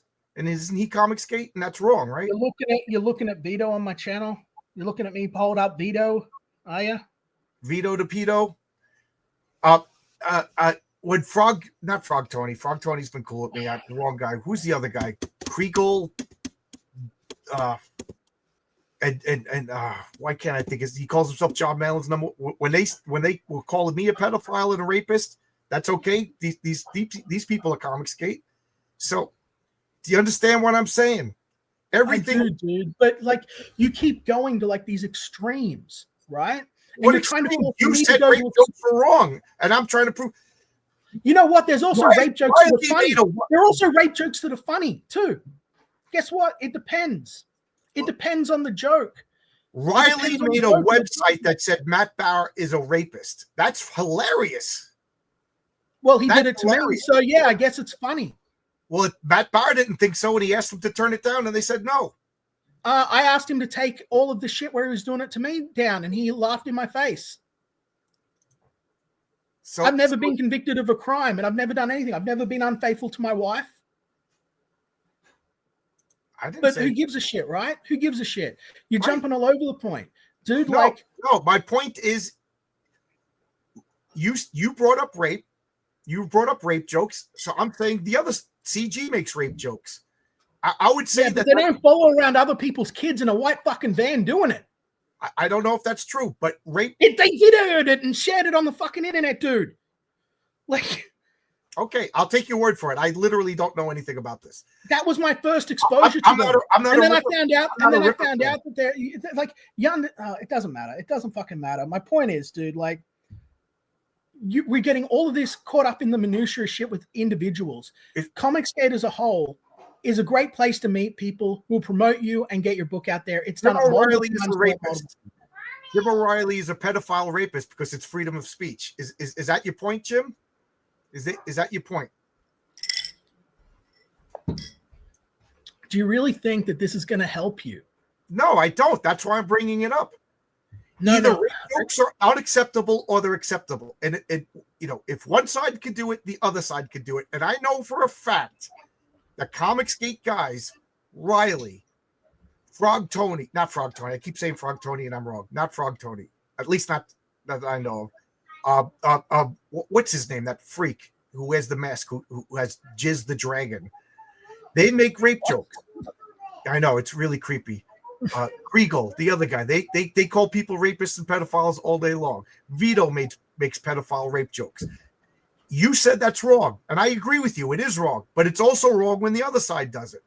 Either nobody does it, or they both do it. But this is the thing. This is the thing about comedy too. Like we can't. I'm not using weasel words here. You can't talk in absolutes because Chappelle could get up and do a rape joke, and it could be funny as shit, man. But fucking, it's just not appropriate. Like certain things, and it's like it's not even about that. Chappelle gets up on stage and says Liam Gray is a rapist. Everybody, he's a person. I want him. You know, that's not a joke. That's now if it's fun. If it's fun, no. If it was funny, I'd laugh about it. See, that's the issue, man. If it was. I take shit in good humor if it's a joke, if it's funny. Okay, but when people are actually posting false news stories, right? When they're posting false news stories, misrepresenting things, not presenting the actual facts, and then going, "Oh, it's just jokes, bro." That's not the same fucking thing. That's not the same fucking animal. Like that's libelous, right? There's a reason it's a crime, but that's not what Comicsgate is as a thing. It was funny. If it was funny, it would be funny. I don't think following around another fucking person's kid in a white van and making rape jokes is funny. I agree. I literally never heard of this, so I agree if true. Yeah. So there's video of it out there that they themselves posted publicly on social media. It's their video. Like so now that people's moral fiber is part of whether or not they're allowed to be made fun of and canceled and attacked. But before, when it was the other side, their moral doesn't matter and everything. I think that humanity, right? I think that humanity is a complicated, messy fucking animal, and we are all hypocrites. I couldn't remember his name. Thank you. We're all hypocrites and we're all liars at some level, whether we lie to ourselves or lie to other people. No one is perfect. Okay. I think that a certain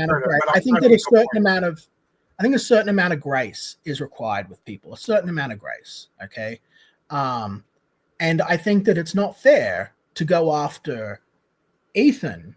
Not at all. I've butted heads with Ethan. I said I was going to knock his fucking teeth out. We've had arguments. We've had throwdowns. But like men, we sat down, we worked it out. But like, but fucking the fact is that like when he's there, fucking at the arse end of a fucking low point in his life, when he's worried about his fucking wife, you know, he's making mistakes and we're all there laughing at him making these fucking mistakes. I think it's a bit cruel, if you just want me to be fucking honest with you, because people forget that he's a person. He's not like, he's an incredibly talented artist. He's a good entertainer, but he's also a fucking dude that's dealing with a lot. He's got an autistic daughter.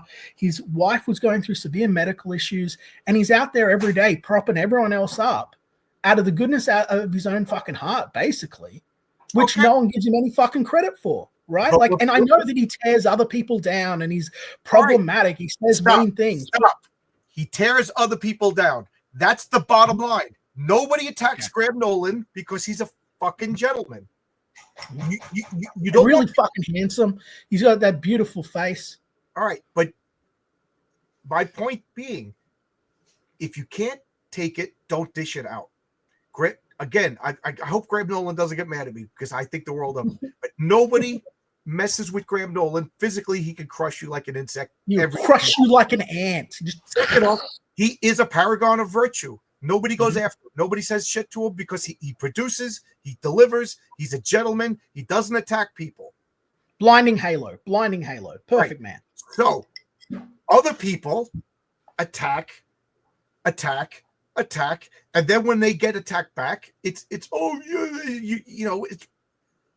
No, man, I don't think I've ever seen Ethan complaining about him getting attacked back. He wears it. He says, I fucked up. I've seen him on streams be like, yeah, I had a low point and everything like that. And that's the reason that I'm like, hey, maybe we shouldn't fucking be onto him about that, because it's not like he's denying it. He's being accountable and saying like, I fucked up. I had a low point. And I think that this is all part of our journey as creators and people, you know, like just to try and get through this, you know. To answer what Katie did. First off, Katie, I was defending you earlier. Second off, thank you for promoting me. Third off, once you engage in activity that others people like the Scientologists do, what do they call them, NPs or DPs? Once you engage in that behavior, it is a cult. And comics is all about othering other people. Eric July is to be othered. It's a cult. No. And I've been on multiple streams with people. I think that Eric's made some mistakes, some stuff that he's done I didn't agree with. ISOM number one was a mistake. Yeah, you know. But I want him to do better. Look, you recognize this artwork? Okay. This is Kanan White. This is my boy Kanan, who I've known for several years. He did the cover of Dino King. I like Kanan. I want to see Eric do well. I want to see comic books do well. This is the reason that I took time out of my busy day to come here and talk to you about the values of Comicsgate. And I don't mean the principles. Just like the delivery date on Wonder Island, this time stream's time limit is floating. It's floating. You'll never know. When it's done, it's done. But yeah, I wanted to come on and say like, hey, Comicsgate's a valuable thing to creators, and it's a great place that fans can come and meet people, because not everything is trash cast. Not everything is trash cast. You admit that. You pointed out that there are great people here. There are places that people can go if this isn't their kind of attitude. This isn't what they're sort of interested in. You know, I like Katie did. I like these shows where you can come on and talk about your books and what's happening. I like sort of keeping abreast of things. You know, and I think that, you know, people should focus on the people they like and the stuff they like here. And if it's not there, maybe you represent that, you know, step up and be the guy that is that, because Comicsgate's not going to, you know, like even you mentioned Phil Diaz a while ago. I go way back with Phil, and Phil sort of is still doing his thing. He's still releasing his books, and he might not be in the good graces with people, but he doesn't have to run away. He doesn't have to hide. You know, like he's a man. He can stand on his own, right? Like, so have you ever heard the expression, you fight fire with fire? Yeah. Okay. So just don't play with fire. Don't play with fire and you don't get burnt. Again, I can only stress it enough. I'm not even a Ripper supporter. You know, I don't like the Ripper books. You know, Eric July was on my channel. I directly asked him questions about comic books that he couldn't answer. I had a problem, you know what I mean? But whatever, doesn't matter. I mean, I suppose it's hard too. I mean, you asked me about, like, I'm not bullshitting. Like, here, like, this isn't me doing a big bit. Like, I genuinely really did enjoy Godlike. I was actually really excited about it. One of the things was like, but then you asked me about like, you know, what did you like? And I went, oh, fuck, it's been a while. You know what I mean? But if you ask me about Dino King, I can tell you anything. Right. Yeah. I asked him about ISOM and he couldn't answer. Yeah. You know, you asked me anything about Heroic Tales, I will bore you to death. I will bore you to death with more information than you need. And when he told me that he loved comic books, and I asked him direct questions about the comic books he mentioned, he did what you did when you said you loved Godlike.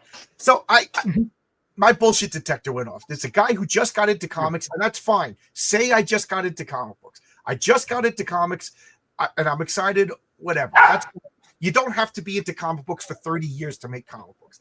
You know what I mean? But anyway, we've got to wrap this up, dude. Wrap this up. So, I agree with you, but like, I just want to say, like, look, we can hang on to the minutia. Comicsgate, no, it's cool. Comicsgate is something to be excited and happy about. It might not be everything you want it when you look at it in certain lights, but we've got a pathway here to sell stuff. You've got people we got to talk about your book. We got to talk about my book. We wouldn't have done that without Comicsgate. We probably would never have crossed paths, right? Like, it's full of great people if you give them a chance. And yeah, there's some people that have been hurt. There's some people that are angry. There's bad blood. This is a community that's been around 7 years. So how do you, so how do you fix that? Look, you can't is why I'm here. I tried, man, once, and it destroyed me. I'm still feeling it to this day. The only way that you can really fix anything is focus on yourself. I also want to point out something now, not to interrupt you, but I'm not a performing monkey, and I don't just read super chats because people threw money at you. Thank you for the money, but I'm not insulting people in the chat because you have a beef with them for money. I'm not going to eat the stale cake for super chats. Yeah. But like you can't at the end of the day, you can't set things right. Now I tried, like I literally went, I like Jimmy Reyes. Okay. When the Jimmy Reyes thing happened, I stepped up and I took it on myself. I was like, Jimmy, I gave him a little bit of shit, but at the end of the day, what I was saying was, I'll do the fulfillment and printing for you if it's too hard. I said the same thing with Rob Hunter, right? I gave him a bit of shit, but I was like, hey, we're all kings if we're gonna get through this together. But at the end of the day, we are individual stalls. We're people at a market, and you're responsible for your own stall. No one owes you anything more. No one's going to do more. But it's great to have this big old festival playground to play in and come in and be part of. And there are people you're going to like more than others. There are games you're going to like. You might not like the dunking booth, but there are people that do. Let's just enjoy where we are together and remember that we are all comic book fans, and that there's no other mechanism I know that is as good for promotion. We're back to let's all join comic book fans, comics together. I agree 100%. So let's stop the trash cast and stop harping on Eric July for doing something that his fans love. Well, I can't. Except for that. No. Well, it's because like if you were talking to me, right, and I was the guy doing Trashcast, like if I was doing Trashcast and you're like, Liam, don't do this, I'd probably go, okay, I'll try something else. But like that's Ethan, isn't it? And he's his own man, going to make his own decision. Why are you so scared of Ethan? I'm not scared of Ethan. Yeah, you are. It's about you won't criticize. Yeah, No, I have criticized him many, many times, but it's about that person having their agency. Like, we can't tell other people what to do. Yes, you can. Well, we can, but it's foolishness to think it'd get any sort of results if what they're doing is being successful for them. It's like coming up to someone and saying, hey, you know that McDonald's is fucking making people super obese. Didn't you watch Super Size Me? Shut this fucking store down. The manager's going to be like, fucking, do you want fries with that, bitch? Like, they're not going to shut their store down. It doesn't matter that it's giving people heart failure. You understand? What they're doing is making them money and working. We might not like it, but there are people that go to McDonald's every day. That's what they want to do. We got to just deal with it. So are we going to go and stand out the front and yell at the manager every fucking day? Or are we just going to get along and be like, this is my good store. Look, I'm the vegan alternative, guys. It's a bunch of McDonald's fans yelling at Burger King. Well, is it? Right now, the most famous thing about Comicsgate is the fact that they attack another company. And yet I look at comic conventions and I see people walking around with Ripper shirts, hanging out, having a good time. And then they got this retard jumping around trying to shave his back for attention. It's pathetic. It is kind of pathetic. You know, people are trying to save his back for attention. It is not my thing. Not my thing, I'd say. How about we take Graham Nolan should be the king of Comicsgate. Make wonderful comics, untouchable comics, beautiful comics, well-behaved, a gentleman. He, a success. But Graham Nolan is a king of Comicsgate. Right. He should be the king of Comicsgate. You want America to have a king, man. But it's a bunch of sovereign states. Comicsgate is a republic, man. No, Comicsgate is not a republic. What do you mean it's not a republic? It's a monarchy. How? I should have my crown. But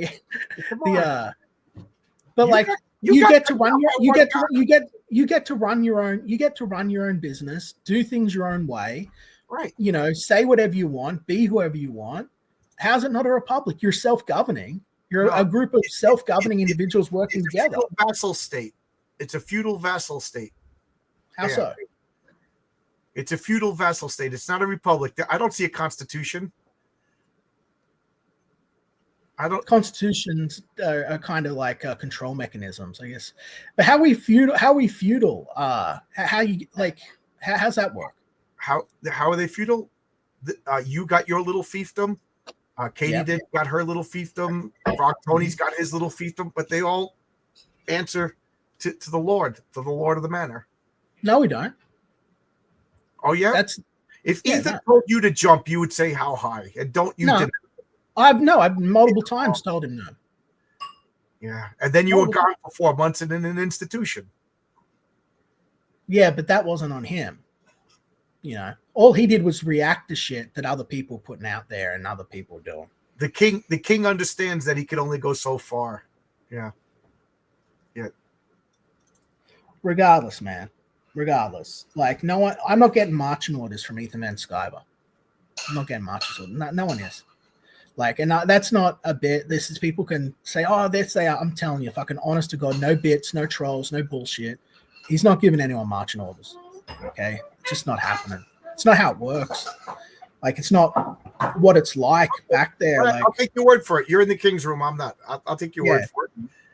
But my whole thesis is that Comicsgate is an albatross around people's necks. It's got a bad reputation. The only people that it works are a tiny group of people that know about it. It's withering on the vine. It's not as influential as it was. It's not what it was created to be. It mutated and morphed into from a fan revolt to a brand, and it's not, and I mean, and that's fine. But it's to say that you need it to succeed. Ethan said today, if he was to disappear, crowdfunding would disappear. Bullshit. Iconic Comics is still doing it. Ripperverse is still doing it. Ripperverse isn't doing it. Ripperverse isn't doing crowdfunding. It's not using a crowdfunding website. It's crowdfunding, but he's making the comic books first. But yeah, I don't know. I think that if Ethan just disappeared for a week, that it would be devastating to many people financially who use his platform to market their work. People who've worked in this industry for a long time, like our best friend Graham Nolan. I think that it would. Oh, it would definitely. If Ethan was beamed up to Jupiter tomorrow, it would affect Graham Nolan's sales. Yeah, sure. Hey Graham, if you're watching, could you? How about we do a thing where like Graham Nolan doesn't come on Ethan's show for a week, and then Graham Nolan comes on Ethan's show for a week and see if he makes more money on the week where he's on as opposed to he's off. How about we do that? Because there you go. That's basic math. I ain't telling Graham shit. Oh, I mean, I'm just suggesting it. I mean, I think that everyone knows that he's making more money being where the eyes are, right? Like, that's what I'm saying. You're making more money by being where the eyes are. Oh, really? And, yeah. Then how come Mark Miller was on the landing party, but he's not on Ethan Van Sciver's channel? I know he doesn't want to be. Maybe he, wants to come over. I bet you if Mike Miller showed up, how come Mark Miller came on my channel and then Ethan jumped on my thread and said, "Hey, Mark, come on my channel." Yeah. Well, it'd be great to have him on. He's a super talented dude, and I bet you that if he came on Ethan's show, I bet you a quart of koala blood that if he came on Ethan's show, he would make a fuck ton of money, man. I bet you everyone would be like, "Oh, it's Miller, fucking awesome," and they would buy his shit like that. I bet. Well, he should ask Narwhal to talk to Mark Miller for him. I miss Narwhal. I think you can see. What did Narwhal ever do wrong? Narwhal never did nothing to me. He's one of the few people. Narwhal, Mr. Perberg, is one of the few people that never fucked with me. Everyone else was like, "Hey, there's all this currency and fucking with Liam. Let's fuck with Liam." And Narwhal never did. And that is a testament to a man's character that is of the utmost regard. Like, that is just what a fucking legendary guy. There's the kind of people that will kick people when they're down, and the kind of people that are above it. And Narwhal is above it. Hail Narwhal. Narwhal's. What did they say in something about Mary? He's a goofy little son of a bitch. I love that guy. Right? I love that guy. Everyone. Shout out to Narwhal. But you know what? He went to a club promoted by Cecil, and now he shall be exiled.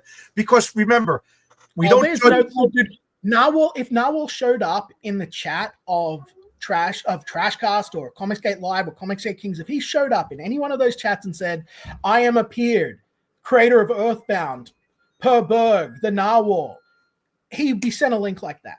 He'd be in. Everyone loves Narwhal. Because Ethan wants to get to Mark Miller. No, because everyone likes Narwhal. Because Narwhal doesn't fuck with people. Because he's an all right guy. Because he's a decent creator, and everyone sort of wants what's best for him. He's, like, he keeps his head down and he does his job. And there's plenty of people like that too. Like I don't blame Cecil. I don't blame. First off, I like Cecil. Met him. He's a cool guy. Fucking charming guy. What a charming guy he is. Give me that shrimp. That guy had waitresses just like dripping. He was just talking to these waitresses. Yeah.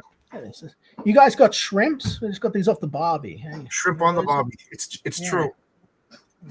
But I'm gonna go for real this time. We've been talking for. Yeah, let's get out of here. We've done praising Narwhal. We praised. You took it on the chin like a trooper. I'm proud of you. You're a good guy. I don't know. Thank you. I appreciate it. I believe just about half of the things you say. Yeah. Well, I mean. You'll believe none of them by the time we get off. I'm sure you'll have an army of people that tell you I'm the worst. But at the end of the day, man, I'm honestly trying to help people, and I want to see you do well. I want to see everyone in the comic book industry do well, dude. Pinky swear. No more spreading lies, no more negativity. I'm done with it. I had a bad weekend. I'm blaming it on my man period. Let's do it. Let's fucking do it. All right. No more negativity. Here we go. No more. I will. This is going to be hard for me, dude. Like, this is. But here we go. Thinking Earth, Fire, Sea, Air. I declare a pinky swear. Okay. No more negativity. Here we go. Okay. All right. I fully admit Sound Engraver called me on it, and I had no rebuttal. I woke up Friday just ready to fight. Thank God there was no protesters. Sometimes you gotta fight. Sometimes you gotta fight, man. You gotta fight for your freedom. You gotta fight for your voice. Look what it did. Yeah. I don't know. Although let's get out of here, brother. Let's get out of here. I got a bunch of backers and subscribers, but that wasn't my intention. Was to fight with somebody, and it was either somebody on Twitter or my wife. And my wife is a saint for putting up with me. All right, get out of here, man. Hail Comicsgate. Love you guys. Hope that things work out and that we start performing better. And by the way, the whole hail thing is so freaking gay. It's gay? It means honor, accountability, integrity, and loyalty. Yeah, too bad Comicsgate means none of those. That hurts my feelings. When you say mean things about Comicsgate, you say mean things about me. I said at the end of the weekend I was going to stop my negativity. I'm getting it out now. Okay. Enjoy your shrimp. Good night, everybody.